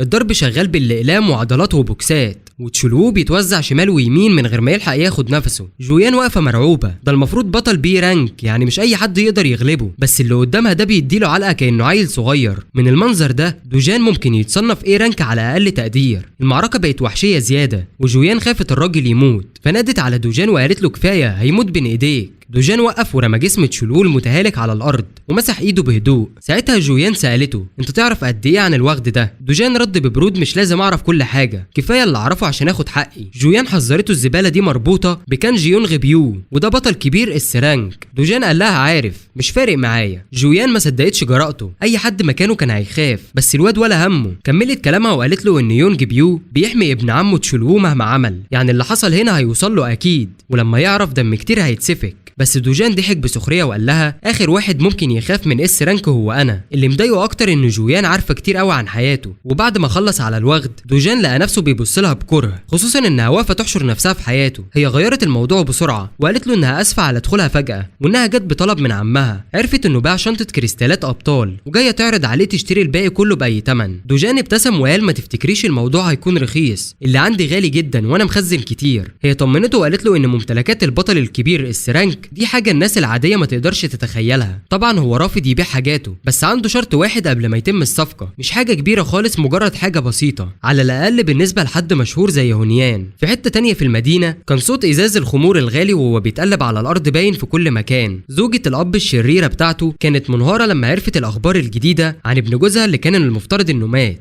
الناس اللي حواليها كانوا متاكدين ان الولد ده مات في الرفت، بس دلوقتي جالها خبر ان دوجان نجا زي الصرصور العنيد، يبقى لازم نضغط اف على الراجل الاصلع ده. وجود رئيسه زيها مستحيل يكون حاجه ممتعه، ومش ممكن تلومه على المعلومه الغلط. حتى جمعيه الابطال قالت ان دوجان مات، لكن زوجة الأب الشريرة مش عايزة تسمع أي أعذار، هي عايزة شغل يتحرك. والأوضاع زادت تعقيد لما وصل لها خبر عن هزيمة كانغ تشو وو على إيد دوجان. دلوقتي باين إن سيو دوجان فعلا عارف مين المسؤول الحقيقي عن محاولة قتله. لما سمعت إنها ممكن تكون متورطة، زوجة الأب الشريرة ابتلعت ريقها من الخوف. هي مش خايفة من دوجان، لكن أكتر حاجة مقلقاها هي المشاكل اللي ممكن تيجي لما أبوها أو جوزها يعرفوا عن تصرفاتها. ممكن تغطي كل حاجة، بس لو الإعلام عرف أسعار الأسهم هتسقط على طول. عشان كده أمرت الناس اللي حواليها يمنعوا أي أخبار توصل للصحافة. لو فشلوا شركات WT هتقطع أي تعاملات وإعلانات معاهم. أول حاجة لازم كمان يكون البوليس تحت سيطرتهم، وبالفعل الناس بتوعها بدأوا يغطوا كل الجوانب. معرفة إنها عندها شوية كفاءة خففت عنها جزء من الضغط. بعد كده المدير بلدي جه وهمس ان مع ما عملوا من تغطيات اللي بيعملوه مش حل جذري للمشكله الحقيقيه، وعشان كده ممكن يكون عنده خطه تنهي الازمه دي. كل اللي عليهم يعملوه هو يستخدموا ابن عم كانغ تشو المشهور كانغ يونغ بيو. حتى زوجة الاب الشريره عارفه مين البطل السرانك ده. في الواقع كانغ تشيوو مجرد اداه بيعمل شغل وسخ تحت اوامر ابن عمه. الاتنين دماغهم مش طبيعيه. لو اتقبض على تشيوو وتشوه سمعته في الاعلام ده مش هيبقى منظر كويس للبطل السرانك كمان. وفي الحقيقه هو بالفعل بدا يتحرك عشان يتعامل مع الازمه دي. زوجة الاب الشريره اخذت قرارها، عايزه تقابل كونغ يونغ بيو فورا. وكمان الكلب ده هون تشونغ من HCS كابيتال تحالف بشكل واضح مع العدو، وهو دلوقتي بيتصرف في عيله دوجان. عشان كده زوجة الاب عايزه المدعي العام على الخط في دقيقه واحده. اي حد يسيب معسكرها لازم يتحاسب بالكامل. وكمان الكلب ده هون تشونغ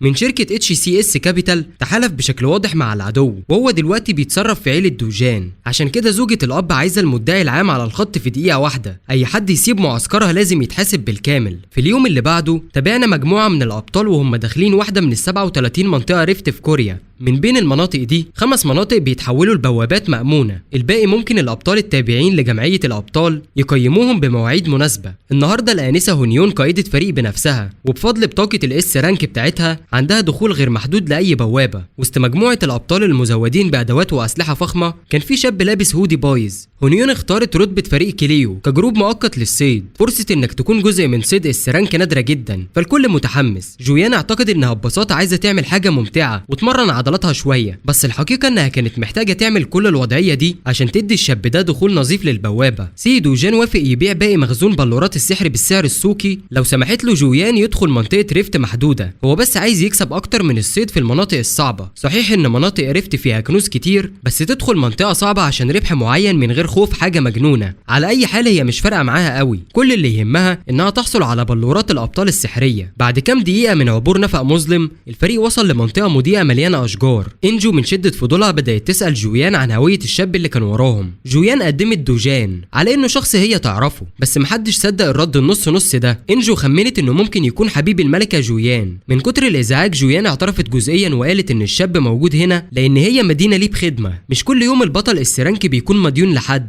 واثناء ما الفريق مشغول بالكلام مع بعض ظل عملاق حجمه كبير ظلل الشمس من فوق. الكل بص لفوق وشاف الوحش. كونهم فرقه من الرانك ايه، ابطال كليو ردوا فورا وطلعوا اسلحتهم ووقفوا في اماكنهم. اول مواجهه كانت مع الكوكترايس المخيف. كخبيره غاره جويان سيطرت على الموقف ووزعت الاوامر بوضوح. جينجو وديان مسؤولين عن الدفاع، وسين هو مستهدف رجل الوحش. قبل ما تخلص توزيع الادوار شخص ظهر بسرعه وقفز قدام الكل. بقفزه واحده قويه غطى المسافه بينه وبين الوحش الطائر. سودو جون تجاهل خطه المجموعه الطويله والمعقده وفضل يقفز على طول علشان يواجه الطائر لوحده. ابطال نقابه كليم اتصدموا وما بقوش عارفين يتصرفوا. عمرهم ما شافوا حد جريء كده قبل كده. سودو جون جمع الطاقه في قبضته وكان مستعد يسيب اول دم. قبل ما يندفع رئيسه النقابه انجو كانت قلقانه على حظها الوحش. لسه داخلين البوابه وفجاه ظهر خصم مزعج. قبل ما المجموعه تلملم نفسها وتاخد وضعيه سودو جون رمى شنطته على الارض وطلع طاير في الهواء بسرعه رهيبه وهو كانه صاروخ. هو فعلا سريع جدا. في قفزه واحده قدر يلغي ميزه الطائر في الجو. فوق السما سيطر على الميدان بسهوله. طاقته الناريه كانت مشتعله وكثيفه. الطائر الضخم ما كانش عنده سرعه او رد فعل كفايه علشان يقدر يمنع الضربه اللي جايه، ونتيجه كده خد لكمه كامله في منقاره. الطائر وقع على الارض والبني ادم طالع في السما. كانت صوره شاعريه جدا. سودو جون نزل قدام المجموعه من غير ما يتعرق ولا نقطه. الكوكتريس كان على وشك الموت وعلامه قبضته باينه على وشه. ناس نقابه كليم واقفين مذهولين جنب حاملهم من فئه اس وكانوا بيشهدوا على القسوه اللي حصلت بعد كده. سودو جون رفع رجله وبدا يدوس على دماغ الطائر لحد ما بقت كانها عجينه. ممكن يبان الموضوع مبالغ فيه، لكن قتل الكوكتريس محتاج قوه كبيره. مع كل ضربه ودوسه صوت تكسير الجمجمه والدم اللي كان بيتناثر مرعب للمجموعه. دلوقتي انجو بقت فضوليه جدا تعرف مين الراجل ده. بصراحه جويان نفسها ما كانتش متاكده. كل اللي تعرفه ان سودو جون بني ادم قوي جدا. قوي دي كلمه بسيطه جدا عليه. في شويه ابطال بس اللي يقدروا يعملوا اللي عمله سودو جون ده. قتل الكوكتريس بضربه واحده مش حاجه عاديه. جويان حاولت تقلل من الانجاز لما جابت سيره اختها. الست دي من افضل الابطال النخبه. مع ذلك انجو مش قادره تستوعب ان في حد قوي كده مخفي بينهم. كانت بتتفرج على كل حاجه ومبهوره طول الوقت.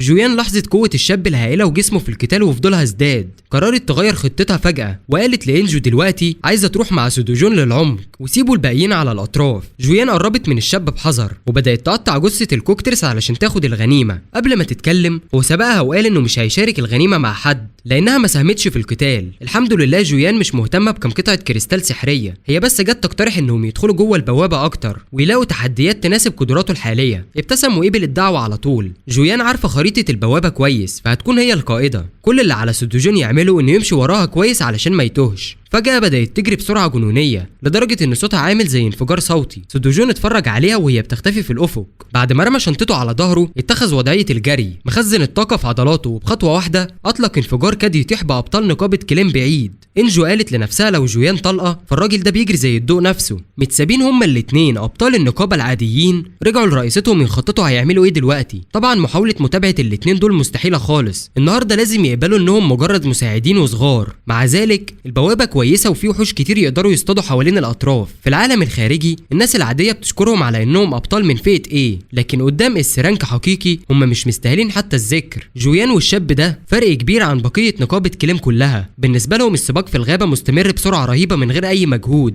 جويان كانت كل شويه تبص وراها علشان تتاكد ان سودوجون لسه ماشي وراها. لما ما شافتهوش بدات تهدي شويه وتفكر انها يمكن بدات بسرعه زياده عن اللزوم. وهي لسه بتفكر تهدي فجاه سودوجون ظهر جنبها وسالها اذا ممكن يسرعوا شويه. جويان اتفاجئت وقل انتباهها وكانت هتقع. هي عمرها ما حست بحاجه زي دي قبل كده. في حد يقدر يمشي معاها في السرعه كده؟ هي لما نيجي للسرعه كانت دايما في التوب 2 على مستوى البلد، لكن دلوقتي يمكن القايمه دي تتغير بعد ما شافت سودوجون بيخليها تاكل الغبار. بعد شويه هو وقف كده عشان يهزر معاها على انها ابطا من المتوقع، وهي كانت واضحه انها بتجري عشان تبين سرعتها. وهي لسه بتلحق نفسها سودوجون بص على المنظر اللي قدامهم كان في سلسله جبال ضخمه لدرجه انها كانها ماسكه السما. لما سالها عن اللي موجود جوه الجبال دي تعابير وش جويان اتغيرت وبقت جاده جدا. المكان ده هو عرين وحش رئيسي اسمه كاسريان. الكاسريان ده وحش عملاق طوله 20 متر شبه التنين، وحتى جويان نفسها مش عايزه تفكر في فكره مواجهه الوحش ده. عاده محتاجين على الاقل 3 ابطال من الفئه اس القتاليه عشان يبقوا عندهم فرصه ضد الوحش ده. بس حاجه واحده سودوجان عارفها عن كاسريان، انها ممكن تسقط حجر سحري خيالي من الدرجه اللي تحت اعلى درجه مباشره، والجائزه المغريه دي مستنيه فما ينفعش يسيبها تفلت منه. طبعا جويان معارضه للفكره المجنونه دي، لكن سودوجون مصمم يواجه الوحش التنيني ده سواء كانت معاه او لا. جويان شاهدته وهو بيزود سرعته من غير خوف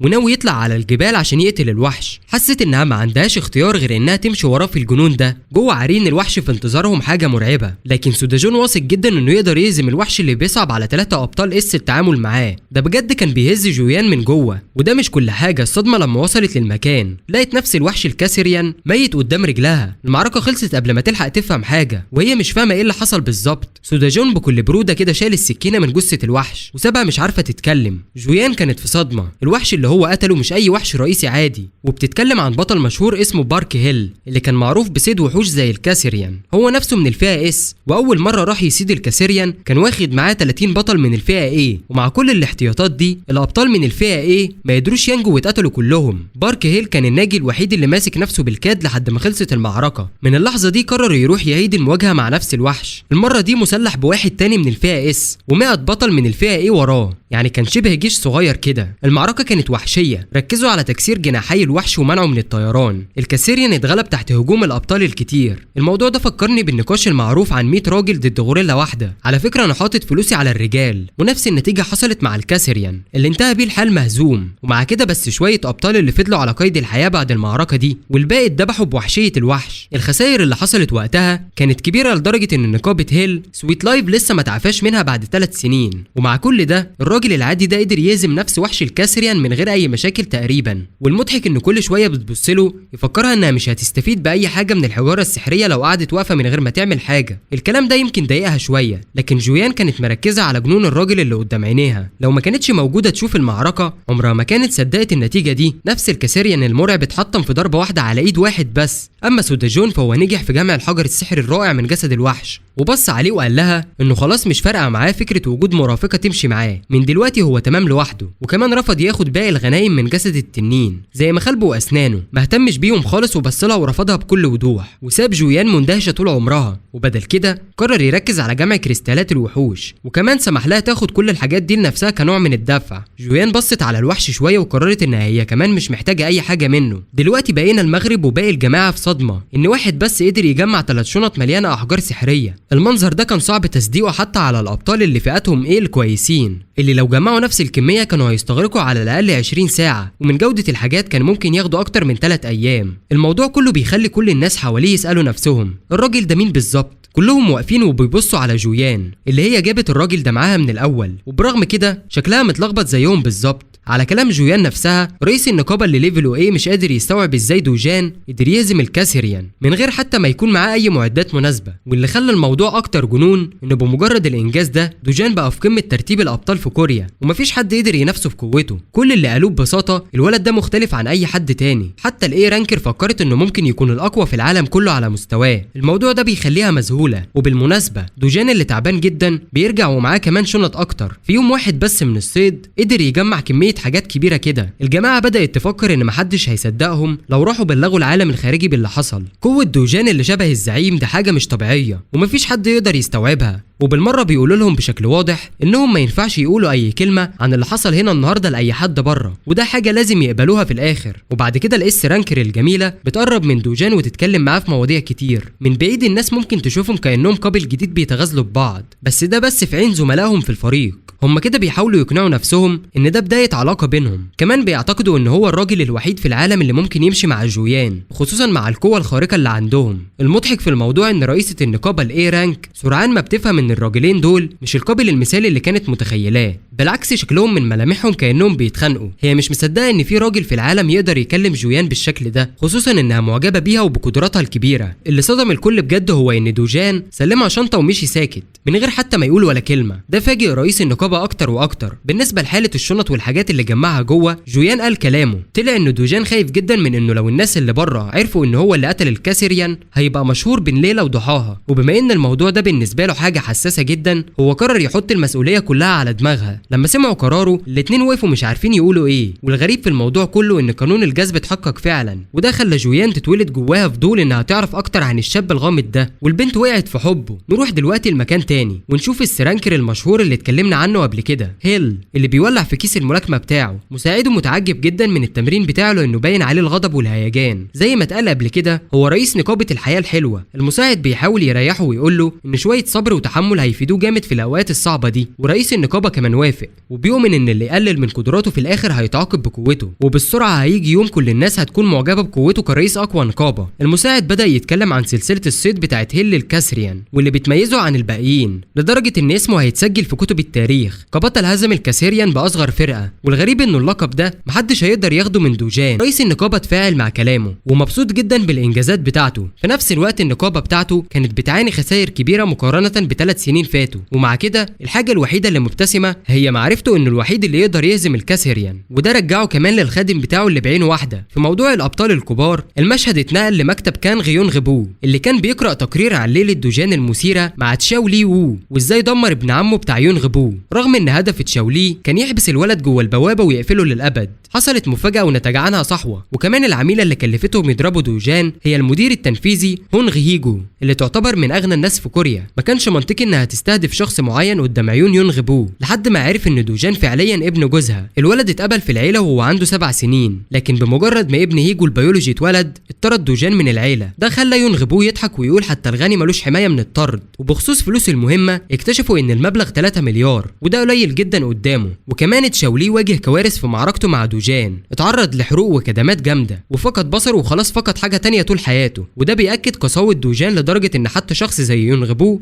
اعترف باللي عمله. ومع كده يون غبو مبسوط انه كان هيقطع له اطرافه وكمان يدمر دماغه لو كان مكانه. اول ما كنتوا فاكرين انه اسوأ من ابن عمه دلوقتي واضح ليه اسوأ فعليا. واثناء مناقشة معركتهم اتقال ان جويان كانت موجودة ويفترض انها ساعدت دوجان بطريقة ما، وده فاجئه جدا وخلاه يحاول يعرف اكتر. المساعد بتاعه كمان مش عارف اي تفاصيل عن اللقاء لان القضية اتقفلت بهدوء. يون غبو زعل جدا وامر خادمه يحقق في العلاقة بينهم. المساعد اللي كان مرعوب من ردة فعله جرى على طول يتحقق. يون غبو فضل غضبان ويكسر حاجات حواليه وبيفكر ان رجال هيجو هيجوا يدوله المهمة اللي ابن عمه فشل فيها. في نفس الوقت هو سعيد ياخد المهمة من عندها بعد كل حاجة. هي ست غنية زي اندرو تيت، يعني الفلوس مش هتكون مشكلة لأي محتال زيه. ونرجع لدوجان اللي رجع بيته بعد الغارة. من تجربة النهاردة هو مبسوط انه قضى وقته في شقاق مش بوابة صيد عادية. الموضوع كمان معقد شوية لانه محتاج يقيم علاقة طويلة مع جويان عشان يفضل ساكت. وهو فاكر كلامها قالت له بصراحة ان الناس هتبقى حذرة وتسأل عن الشخص اللي قتل الكاسيريان، كشف هويته يعني مشاكل كتير، فخطتها دلوقتي هي تخزين الحاجات الثمينة، ولو هو حابب يبقى مشهور هي تقدر تكشف عنهم للعالم. وبرضه هو رمالها الشنطة عشان تحط فيها كل الحاجات الكويسة. ده كمان معناه انه محتاج يلاقي طريقة تانية يدخل بيها مناطق الشقاق، لانه الاعتماد على جويان هيسبب لها مشاكل كتير. لكن نوم النهارده هيبقى هادي وجميل لانه هيرتاح في بيت ضخم رتبه ليه تشونغ. لكن اول ما دخل البيت اتفاجئ بالكمية الكبيرة من الجزم اللي بره، ده معناه ان في ضيوف مش متوقعين وصلوا. اول ما دخل الاوضه شاف مجموعه رجاله لابسين بدل وراجلهم بيتكلم مع اهله. الراجل شبه نسخه حزينه من نامي في جوجيتسو كايزن وبيبص على دوجان كانه نسر. يونغ جري يرحب باخوه بفرحه ودوجان نفسه مش فاهم اللي بيحصل. المدعي بارك تشاوليونغ اعلن هويته وقال الصله بين دوجان وتشانغ سو. بسبب علاقته بالراجل ده دوجان اتقبض عليه فورا بموجب حاله طارئه بسبب مشاركته في منظمه الاقراض اللي بيشغلها المدير التنفيذي الفاسد لشركه HCS كابيتال. هو سلم نفسه بهدوء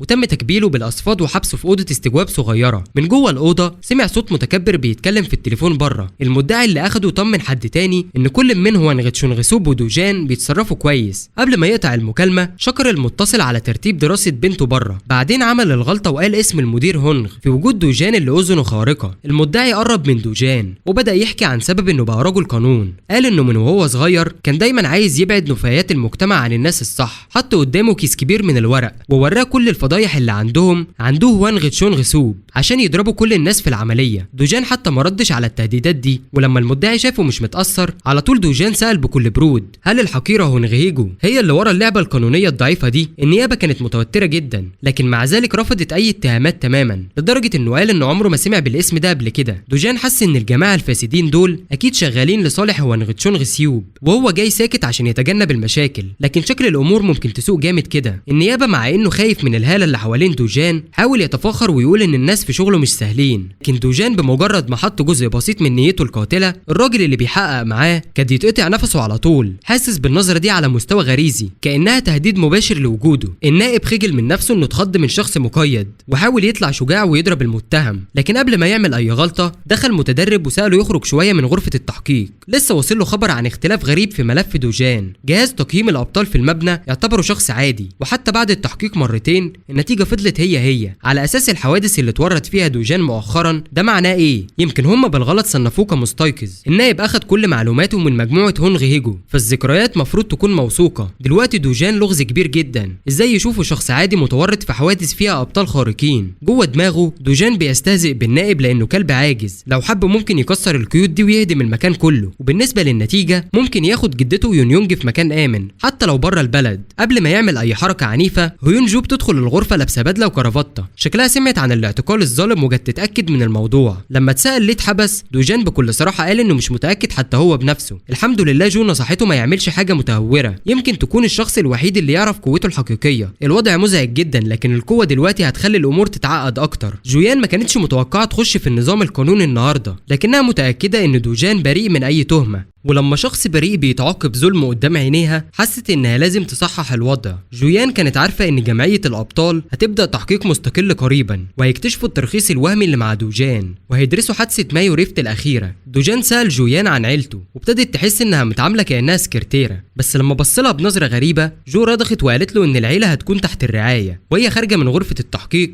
كانها بقت الممثله القانونيه ليه. دوجان قال انه مش هينسى الدين ده وهيفضل في رقبته لحد اخر يوم ليه حتى لو مش هتبين ده. جو حست شويه انه مبسوط انه بيعتمد عليها ووعدت انها هتحل المشكله بسرعه وكانت جاده جدا. طريقه هيونجو في الدفاع مش كانت عن طريق اثبات براءه دوجان بشكل مباشر، لكن كشفت عن جرائم النائب بارك تشولو يونغ واعماله الغير قانونيه واللي ادت لانهاء خدمته. بعد ما الشخص الفاسد اتشال التحقيق الرسمي سلك طريقه الطبيعي. دوجان ثبت انه بريء من عمليه لونشارك والحوادث الاخيره، لكن ما قدرش يتفادى العقوبه بالكامل. التحقيق اثبت انه استخدم ترخيص بطل غير مرخص، وبفضل تدخل هيونجو العقوبه اكتفت بالحبس مع المراقبه فقط. وهم راجعين بيت دوجان بالعربيه الاخبار على الراديو قالت ان وحش جديد ظهر في انجلترا وسبب دمار كبير جدا، واتوصف انه مخلوق شبه السرعوف طوله 1.5 متر وعنده عيون متركبه وقدره جامده على القفز. دوجان عرف على طول ان ده مكاسيان. هيون تقريبا خبطت العربيه من الخوف لما سمعته بيقول الاسم ده. المعلومات عن الوحوش الجديده سريه جدا من الجمعيه وهي عارفه بس عن مكسيان عشان مكانه دوجان كبطل السرانك. الوحوش مش بيتسموا باسماء عشوائيه، لما بتموت بتسقط احجار سحريه فيها طاقه مركزه مميزة ومعلومات فريدة، ومن تحليل البيانات دي تقدر تعرف كتير عن الوحش حتى اسمه الحقيقي. دلوقتي على الأرض بيستخدموا العلم والتكنولوجيا، قبل كده كانوا بيستخدموا السحر بس. يعني دوجان فاهم الوحوش اللي موجودة في العالمين، بيعرف أسمائهم وكل حاجة عنهم. قال كمان إن المكسيان ممكن يتوقفوا بسهولة باستخدام سائل من نملة الزهرة الحمراء. السائل ده مش مؤذي للبشر لكنه شلل جامد للمكسيان، أي حد يرشوا عليهم هيتوقفوا عن الهجوم فورا. هيون جو ركزت جدا شوية، كل حركة وكلمة من دوجان بتزود الغموض حواليه. مين بالظبط هو سيو دوجان؟ مهما حاولت تسأله عن هويته الحقيقية ما كانش بيرد عليها، دماغه كانت طايرة في حتة تانية، بيخطط ازاي يمنع أي صداع في المستقبل.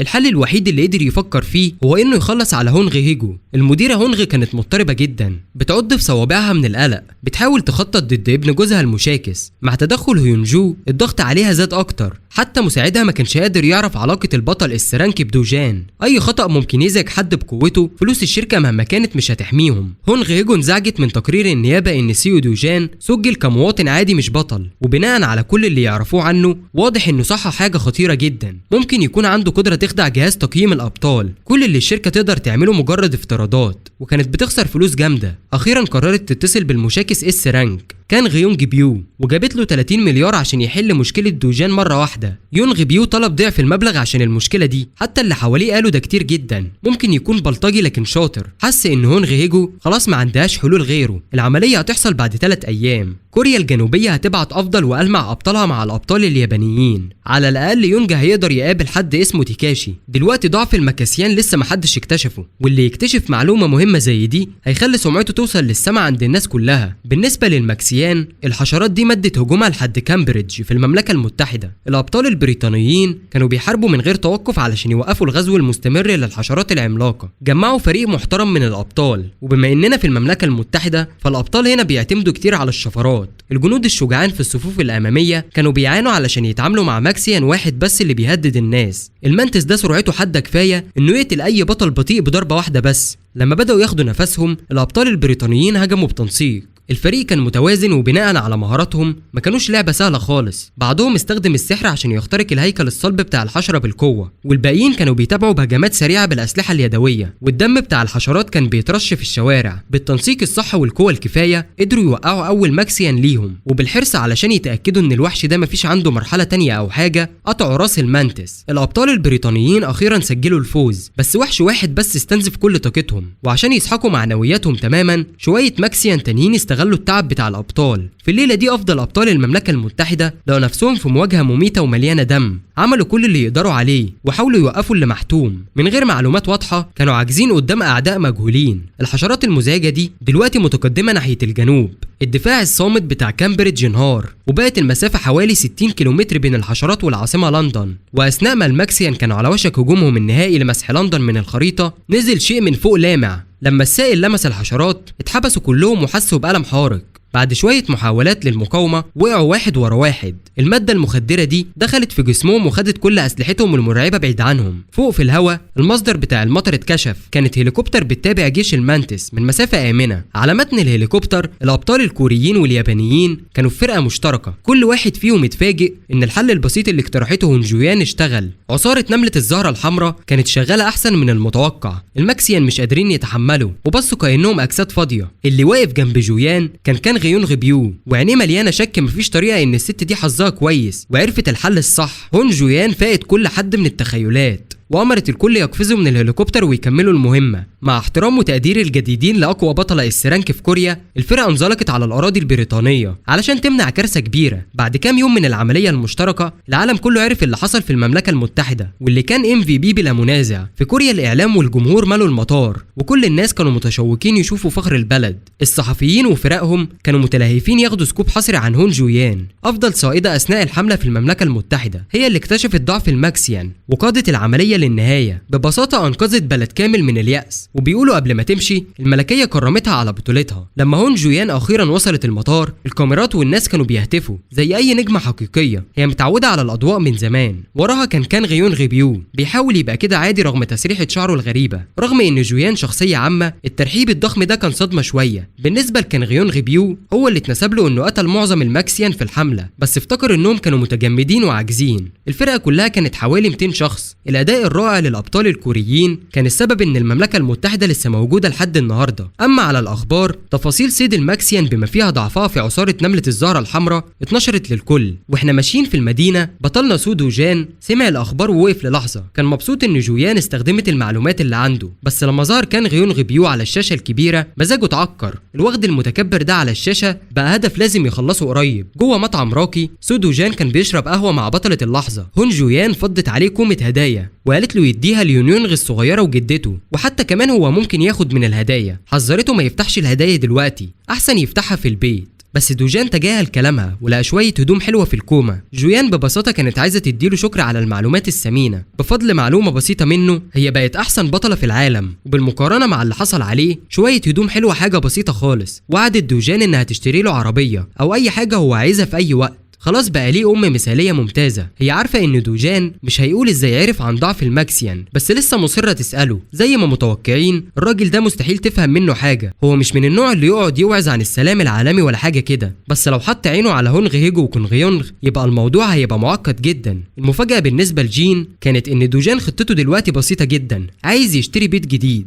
البيت الآمن اللي عيلته ساكنة فيه دلوقتي مجرد إيجار في الآخر. وفي الوقت اللي البطل الحالي وزعيم السيف السابق كانوا بيقضوا وقتهم مع بعض، البطل التاني اللي برز في مهمة بريطانيا كان بيعيش على الآخر. كان غيون غبيو مستمتع بحفل السباحة الكبير بتاعه، وحواليه البنات على قد ما العين تشوف. وسط كل الناس دي الراجل المشاغب مش قادر يشيل من دماغه بنت معينة، وهي هيون جويان. هو عارف إن البنت دي ما كانتش قوية قبل كده، بس دلوقتي شكلها اتغير. الموضوع شكله غريب بالنسبة له، إنها مخبية عنهم إزاي عرفت نقطة ضعف الحشرات دي. في رحلة العودة لكوريا، يون غبيو كمان حاول يضايقها ويسألها عن دوجان. جاب سيرة إزاي جويان جت وأنقذت الموقف لما دوجان اتورط مع النيابة الفاسدة، وكانت موجودة كمان لما كان غتشيو اتفتت. لما حست ان يون غبيو بيحاول يضايقها، جويان قالت له ان الوغد تشيو هو اللي بدأ المشاجرة مع جويان. قبل المواجهة دي الراجل حاول يقتل دوجان وفشل. كان غيون غبيو ابتسم ابتسامة مش مفهومة ووافق، وقال كمان ان الوغد اتعمى بسبب الطمع في الفلوس الصغيرة. ورغم كده تشيو لسه قريب ليه، وممكن دايما يستخدم علاقتهم كسبب للانتقام من دوجان. لثانية واحدة جويان كادت توري مشاعرها وهي متراقبة من الراجل الماكر ده، بس على طول بعدت عن الموضوع وقالت انها مش في موقع يسمح لها تتدخل لو حصل حاجة. كان غيون غبيو اتلخبط لانه كان فاكر انها قريبه من دوجان، لكنها تجاهلته طول الرحله. جويان رجعت تحط ماسك النوم بتاعها ونصحته يرجع ينام. ومع كده بعد كل الحوار ده يون غبيو لسه مش قادر يتخلص من الاحساس انها مش صادقه بالكامل. عقل كان غيون غبيو المهووس لسه متوتر وبيحافظ على الحذر من دوجان. في انجلترا المشهد الاصلي لاختراق لونغ سوتون لسه ظاهر، والاضرار اللي سببتها موجه الوحوش واضحه جدا. الجمعيه البريطانيه للابطال جهزت اي عدد قليل من القوى اللي عندها ويدخلوهم جوه الفجوات على الاقل عشان يامنوا الحجاره السحريه قبل ما الموجه التانيه تيجي. بعض الحراس اللي بره بيتكلموا عن ازاي كان ممكن يبانوا كمقاتلين ممتازين لو كانوا عرفوا ان الماكسيانز بيتقهروا بمحلول من عصاره النمل الاحمر. لو قوتهم قدرت توقف الموجه بدري كانوا هيقدروا يجمعوا كميات هائله من الحجاره السحريه. لما الفجوه بتنفجر بموجه وحوش مستحيل تتحول لباب. في الموجه التانيه على الاغلب نوع وحوش مختلف هيخرج، والادهى ان المجهول هو اسوأ جزء. فجاه الفجوه بدات تترج. فريق الغاره لسه داخل من فتره قصيره عشان يجمع الحجاره جوه، بس لسه مش وصلوا 5 ساعات والمفروض مش الوقت المناسب يخرجوا. ورغم كده الحراس من الدرجه دي حاسين المراقبه لان المدنيين المحاولين يسرقوا الحجاره القريبه من الفجوات امر شائع. بس بدل ما يخرج فريق التعدين العادي حاجه تانية طلعت من الفجوه. واحد وشه شبه البني ادم لكنه فيه ندوب، والدروع اللي لابسها شكلها مش من العالم ده. الراجل ده واضح انه مش بطل، لبسه وندوبه مش شكلهم طبيعي. قبل ما الحراس يقدروا يتواصلوا مع المقر فقدوا السيطره على اجسامهم وطلعوا في الهواء. الراجل خطى خطوه واحده وحس الناس انه انتقل مكانه وهو شايل الحراس بكل سهوله. حارس بريطاني حاول يهاجمه بسكاكين بريطانيه تقليديه، لكن الاضواء الخضراء الدائريه خافتها كانها ما كانتش موجوده. بصوت خشن الراجل اشتكى ان الحراس دول ضعاف جدا. قبضه اتحرك بالاضواء الخضراء وقطع الحراس قطع قطع، فقدوا اطرافهم في لحظتها. تخيل نفسك تتحول لمانيكان من غير اطراف في الشغل. الظلام الاسود طلع من جسمه وبسرعه استعمله عشان يتحكم في المكان ويمسك بموبايل احد الحراس ويتاكد من التاريخ. اكتشف ان 10 سنين عدت من اخر مره مشي فيها على الارض، ومع كده مهمته لسه ما خلصتش 20%. بعد كل المجهود ده في فتح الفجوات البعديه، هل جه الوقت يعترف بالفشل؟ لا، محتاج بس يزيد تركيز المان عشان يرجع على الطريق الصح. لكن قبل ده الكوكب محتاج تنظيف. جه الوقت يمسح الضعفاء. في كوريا الجنوبيه تحديدا منطقه بو، شاب صغير طالع في رحلته اليوميه للزرع، مش واخد باله من اللي بيحصل على الناحيه التانيه من العالم. ماسك شنطه صغيره. سيجو دوجان ماشي في المنطقه الممنوعه. فجاه حواسه اتنشطت لما حس بذبذبات غريبه في الارض زي ما كان متوقع. فوق كبير من وحوش الديدان القذره ظهر مره واحده، جاهزين يجربوا اللحمه. جسمهم مليان مليان اشواك معدنيه وفمهم مليان اسنان حاده. دوجان كان واقف في نص الحفله كده هادي تماما، مش متاثر ولا مهتز من العرض الكبير للقوه حواليه. بدل ما يبص للفوشيين دول او الوحوش الكبيره، بص لتحت على الحفر اللي الديدان عملتها. بص بسرعه على الحفره وحسبها في دماغه، وطلع تقريبا حوالي 26 دوده تحت الارض في دائره قطرها 100 متر. وبابتسامه مش مفهومه شويه جمع المانا في ايده، وكان نفسه يجرب الديدان ويشوف كام دوده ممكن تصمد قدام اول هجوم ليه. بعدين بعت انفجار المانا المركزه للنزول في الحفره، وساد صمت غريب بعد كده. وبعد كام ثانيه من الانتظار، الانفجارات اللي كان مستنيها انتشرت لكل حفر الديدان التانيه في المنطقه. ومع التراب والنيران المشتعله، كل الديدان اللي كانت بتتحرك تحت الارض اضطرت تطلع لفوق عشان ما تتحرقش وهي عايشه. دوجيان بيآمن بالذكاء اكتر من التعب. بالطريقه دي هو مش محتاج يتوسخ ولا يتعب نفسه في الارض، وهو مشغول بجمع الحجاره المجانيه من الديدان المقيته دي. كان في اجتماع مهم جدا بيحصل في المدينه. من هوني نائب مدير جمعيه الابطال الكوريه ورئيسه ناتاي وونغ كانوا بيتكلموا عن شاب صعب جدا يتعامل معاه، وطبعا كانوا بيتكلموا عن سي دوجان. حسب التقارير قوه الولد ده مش حتى ممكن تتقاس بمقياس الابطال العادي. باقي مديري الجمعيه زي نائب الرئيس بارك سيونج تشيول لقوا الموضوع ده جنوني ومخيف، ان يكون في حد بالشكل ده طالع حر في البلد، وعايزين دوجيان يرد على الجمعيه. حسب المعلومات اللي عند النائب، كل الحاجات الغريبه اللي بتحصل مع دوجيان بدات من خطه شريره لكانغتشو بعد ما صحي في غاره البوابه اللي كان المفروض يموت فيها. دوجيان اتغير بشكل كبير، بعدين اخد انتقامه وتعامل مع الشق الجديد في مابو لوحده. طبعا ساعات كان بيعمل شويه حاجات مبالغ فيها، بس دايما كان عنده سبب وجيه. وبصراحه قوه سي دوجيان ممكن تتصنف كقوه ساحقه. نايت وونغ فكر وقال ان الحصان البري اصعب حاجه تتحكم فيها، بس على الاقل عندهم حصان جامد في الاسطبل، وده هو المهم. السبب الاساسي للنقاش ده كان طلب دوجيان لرخصه بطل رسمي، اتسمح له يتخطى الاجراءات العاديه لانه كان معاه ضمان. وطبعا الضامن ده كان حبيب الامه من الدرجه اس، هون جويان. ولما عرفوا علاقته بالفتاه الذهبيه، المسؤولين في الجمعيه كانوا مذهولين، وبما انهم مش عايزين يتسببوا في مشكله مع جويان، طلب دوجيان للرخصه توافق عليه بسرعه. اتعين كاحد ابطال الدرجه اس الثمانيه في كوريا الجنوبيه كلها، وهو لسه ما جاش الجمعيه قبل كده، وبفضل مكانته الجديده يقدر يصطاد في اي منطقه شكوك يختارها براحته. وحرفيا الطريقه اللي دمر بيها منطقه شكوك باجو وحرق الديدان الخطيره بسرعه وصلت بسرعه لاذن مدير الجمعيه. المدير الكبير كان مستمتع جدا، وشاف ان اصغر ابطال الدرجه اس في البلد ده بيستحق اللقب بالفعل. مش كل يوم تشوف بطل يدخل شك بمفرده من غير اي اعضاء نقابه او حلفاء. بالنسبه للناس العاديه ده جنون. حتى نائب الرئيس اللي كان ضد دوجيان بشده دلوقتي بيقترح يكشفوا هويه الولد للجمهور علشان يبداوا يروجوا للنجم الصاعد الجديد. بس لحسن الحظ النائب رفض الفكره الغبيه والطماعه دي. من هوني قال لازم نسال الولد نفسه قبل ما نكشفه للعالم ونحطه في حياه الشهره. النائب قال اننا في زمن مليان مشاكل، ووجود رمز امل جديد للناس في صوره بطل من الرتبه اس ممكن يخفف عنهم الضغط. نائب الرئيس حاول يقنع المدير ناتاي وونغ، بس المدير فضل يكون حذر. قبل ما الجمعيه تعمل اي خطوه هو عايز يقابل الولد شخصيا. وبالمناسبه سي دوجان كان لسه مستمر في ماراثون قتل الديدان، لو مش بيستخدم انفجارات المانا بيستخدم قوته العنيفه العاديه. وهو بيقطع واحده من الديدان التانيه حواليه كانت بتظهر، وممكن يكونوا خصم قوي الابطال عاديين، بس تحركاتهم كانت شبه واضحه في دماغ دوجيان. وايده كانت محميه بقوه المانا المشتعله. عمل ضربه واسعه حرقت وقطعت راس 12 دوده في ضربه واحده. رجع على الارض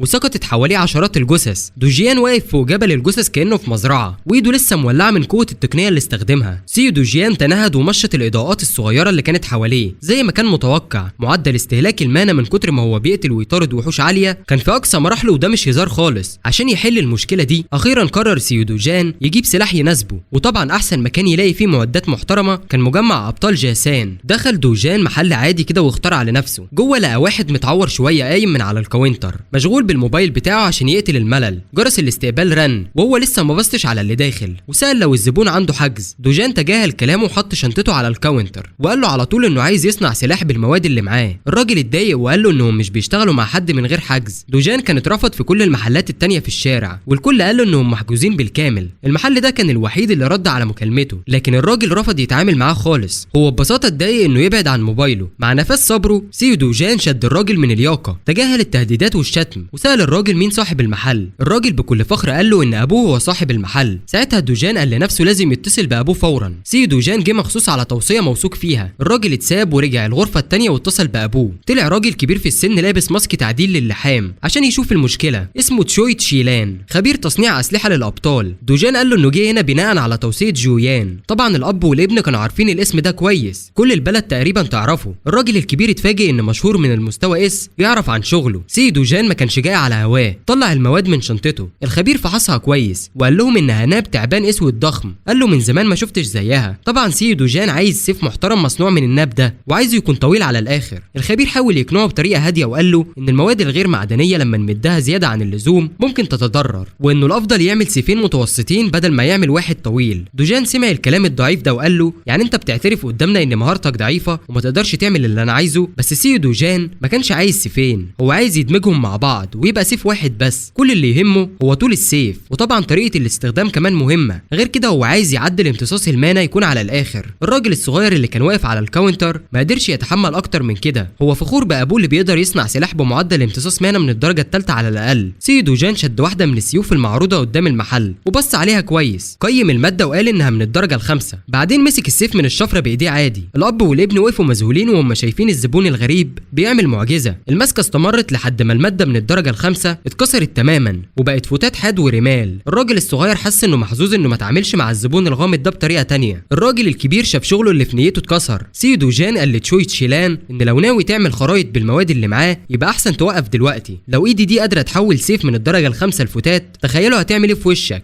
بعد ما ضمن محل يقبل كل طلباته، سي دوجان خرج على دونجون تاني. هدفه النهارده وحش اخضر بعين واحده غريب. الوحش حس بالحساسيه بتاعته الشديده بوجود عدو قريب وصرخ، في حين الصيادين التانيين بيركزوا على المظهر والشياكه. سي دوجان كان بيصطاد لوحده بالجينز والهودي لانه لسه ما عندوش سلاح مناسب. ايده حاليا كفايه. السايكلوبس حاول يدمره من اول ضربه. لما الهجوم الاول فشل، الوحش بدا يهلع. دوجان نط في الهواء عشان يغطي فرق الحجم. ايده السيف اتحرك بسرعه الضوء وقطع شويه لحم من كتف الوحش. الالم خلاه يصرخ بصوت اعلى ومزعج اكتر. حاول يرد الضربه باستخدام قوته وحجمه الضخم، وقطع شجره كامله ورفعها كانه مجنون عشان يضرب الوحش اللي لابس هودي. بس للاسف للسايكلوبس الحركات العشوائيه دي ما نفعتش مع الراجل ده. دوجان وقف في مكانه وظهر له جرحين عميقين على كتف الوحش. الموضوع كان عباره عن حمام دم. طبيعي لو دوجان كان بيواجه وحوش تانية كان ممكن يكون ده نهايه المهمه، لكن السايكلوبس دول مش اي وحوش، عندهم قدره شفائيه رهيبه لدرجه انهم يقدروا يتحملوا ويضحكوا على اي جروح قاتله. دوجان كان واخد الموضوع ده في دماغه من قبل كده. لو العدو عنده شفاء جامد كده يبقى كل اللي محتاج تعمله هو انك تفضل تهاجمه من غير ما تسيبه يرد، من غير ما يدي السايكلوبس فرصه يرد بعد كل ضربه. دوجان بدا يخدش ويقطع ويمزق اللحم والتراكيب الداخليه القبيحه بتاعته، وفي الاخر قطع راس الوحش العملاق وعمل الهبوط البطولي بتاعه. كان انتصار نضيف تماما بس دموي على الوحش الاخضر الكبير. دوجان خد نفسه وكان تعبان شويه. دلوقتي الحفاظ على سيف المانا لفتره طويله لسه متعب ومش فعال قوي. اخد شنطته وطلع ابريق، غمس الابريق في واحده من الجروح القبيحه اللي عاملها للسايكلوبس كانه بياخد عصير. الهدف من المهمه النهارده كان بالظبط هو ده، ياخد دم السايكلوبس الغني. رجع لمنطقه الابطال قبل الغروب.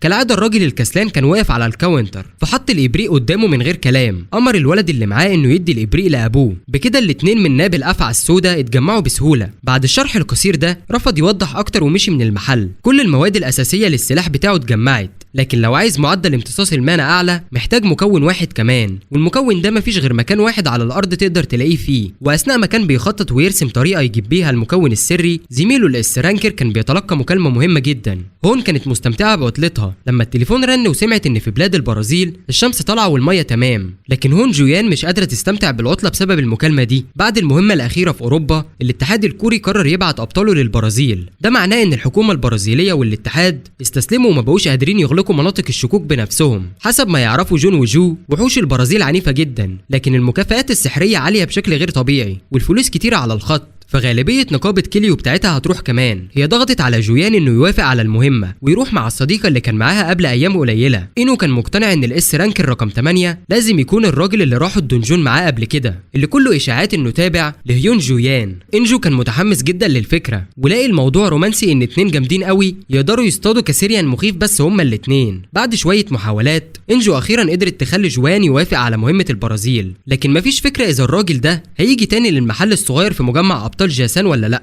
الجد تشوي كان بيتفرج على ابداعه بدهشه. عمره ما كان متخيل انه ممكن يسيح ويلحم مواد غير معدنيه باستخدام دم السايكلوبس. لو مش بفضل الشاب ده عمره ما كان هيكتشف التقنيه الغريبه دي. بكده يقدر يعمل السيف بالطول اللي دوجان عايزه، ممكن يوصل لحد 180 سنتيمتر. دوجان عايز سيف بايدين مع مقبض، ويكون المقبض قابل للتعديل عشان يقدر يلوحه بايد واحده كمان، حاجه وزنها حوالي 5 كيلو. الجد تشوي اتفاجئ من الولد الوقح من امبارح وهو بيتكلم بادب. فعلا بيعرف اساسيات الادب، يمكن سلاحه فعلا فعلا مهم ليه كده. الجد تشوي حذر ان 5 كيلو هيبقى تقيل للتلويح بايد واحده، خصوصا مش هتلوح بالسيف مره او مرتين. دوجان عارف المواصفات اللي عايزها ومش هيغير رايه. الجد تشوي قدر ان هو يقدر يستغرق تصنيع السلاح ده شهر على الاقل، ومعدل امتصاص المانا يوصل للدرجه ال7، لكنه مش راضي بالدرجه ال7 بس. المستوى ده مش هيقدر يتحمل قوته كلها، طبعا محتاج دفعه اخيره من مكون واحد معين. دوجان خرج من الباب وطلب من الجد يعمل الشكل دلوقتي، بس الترقيه الخاصه بامتصاص المانا ممكن تنتظر لما يجيب باقي المواد. كحرفي متمرس، الجد تشوي كان عنده فكره عن الماده اللي الولد بيتكلم عنها، ما قدرش يمنع نفسه من الكشعريره. بعد كام يوم سي دوجان خرج من المدينه يقابل واحده مهمه جدا، وهي هون جويان. وافت بوعدها وجابت له عربيه جديده. دوجان قدر الهديه جدا، هي طمنته ان ده مقارنه بمساعدته ليها حاجه بسيطه جدا. العربيه سعرها $1,000,000،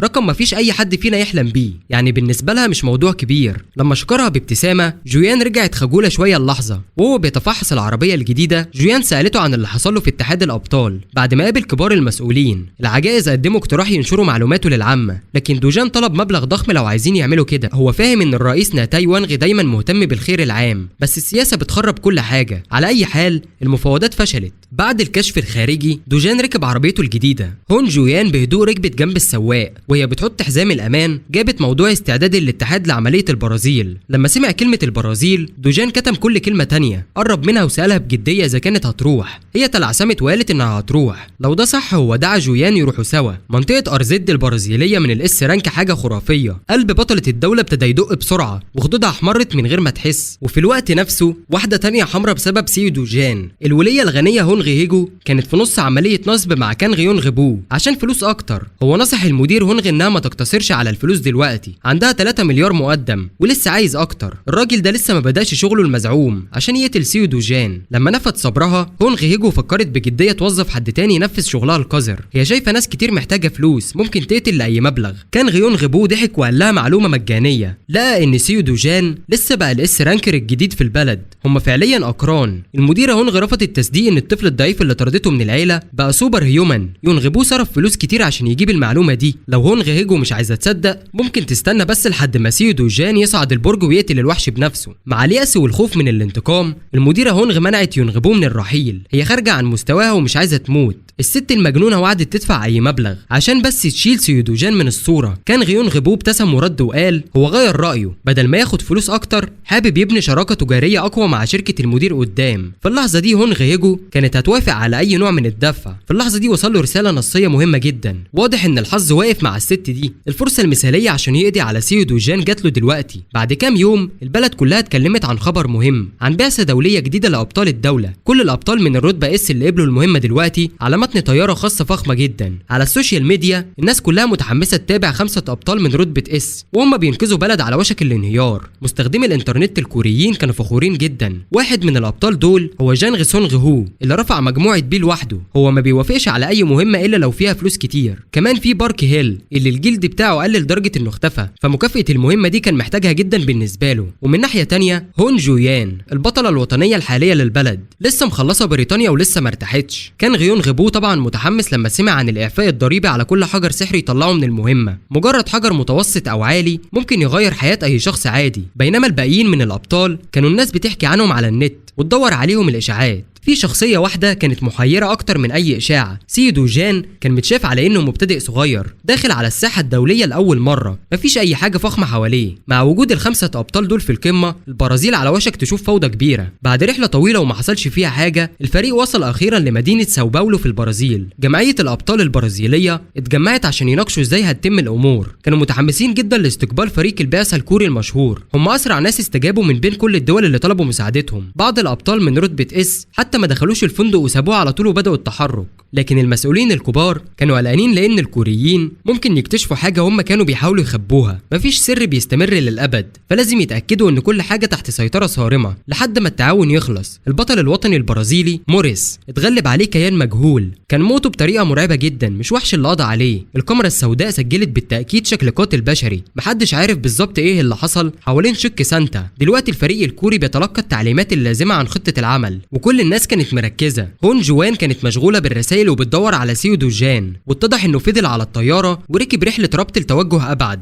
هو رايح على طول لشك سانتا. جوان ما قدرتش تمنع نفسها من القلق، لسه عرفت ان الراجل ده رايح لاصعب شك لوحده. المفروض الفريق هيعمل فتره تكيف محليه لمده يومين، وهيتوزعوا على مناطق الشكوك اللي اختاروها. بعد ما خلصت التعليمات جوان ما فضلتش كتير وركبت تاكسي. كان غيون غبيو اتبعها عشان يسالها رايحه فين، وهم مش المفروض يتحركوا دلوقتي عشان تتخلص منه. هي قالت له انها رايحه لشك سانتا شويه. يون غبو طبعا حس بالريبه. الجمعيه البرازيليه حذرتهم صراحه من خطوره المكان ده. منطقه الشك القريبه من سناريم اتحولت لصحراء قاحله. هيون جويان وجيلد كليم اتفقوا مع سيو دوجان يروحوا معاه في المهمه اللي المفروض تكون لوحده. بما انهم تعبوا وجريوا على المكان المهجور ده، جوان عايزه تعرف هو مستعجل ليه. دوجان قال لهم ان هم اللي وصلوا متاخرين. بداوا يتخانقوا زي زوجين كبار. بعد ما زهقت من اسئلته المستمره، دوجان اخيرا رد وقال انه رايح عشان البلوك روكو. الرد كان بسيط ومخيب شويه. جوان زعلت من طريقه كلامه العاديه جدا معاها، وطلبت منه شويه احترام لان هي اكبر منه ب3 سنين. وهم مستمرين في الخناقات، جيلد كليم واقف يتفرج. قائد الجلد جون غؤون عمره ما شاف حد عنده الجرأه دي انه يؤمر جوان. لما دخلوا اعمق في الشك، بعض اعضاء الجلد حسوا بتردد عشان يتحركوا من غير خطه واضحه، لكن وجود هون معاهم طمنهم وحسسهم انهم هيكونوا في امان. محدش ينكر مهارتها الكبيره، لكن واضح ان المبتدئ هو اللي ماسك القياده، واللي شاف المهمه دي قبل كده كانوا واثقين في قيادته. جوان كانت مش فاهمه وقلقانه شويه، وعايزه تعرف اذا دوجان ناوي يقفل الشك.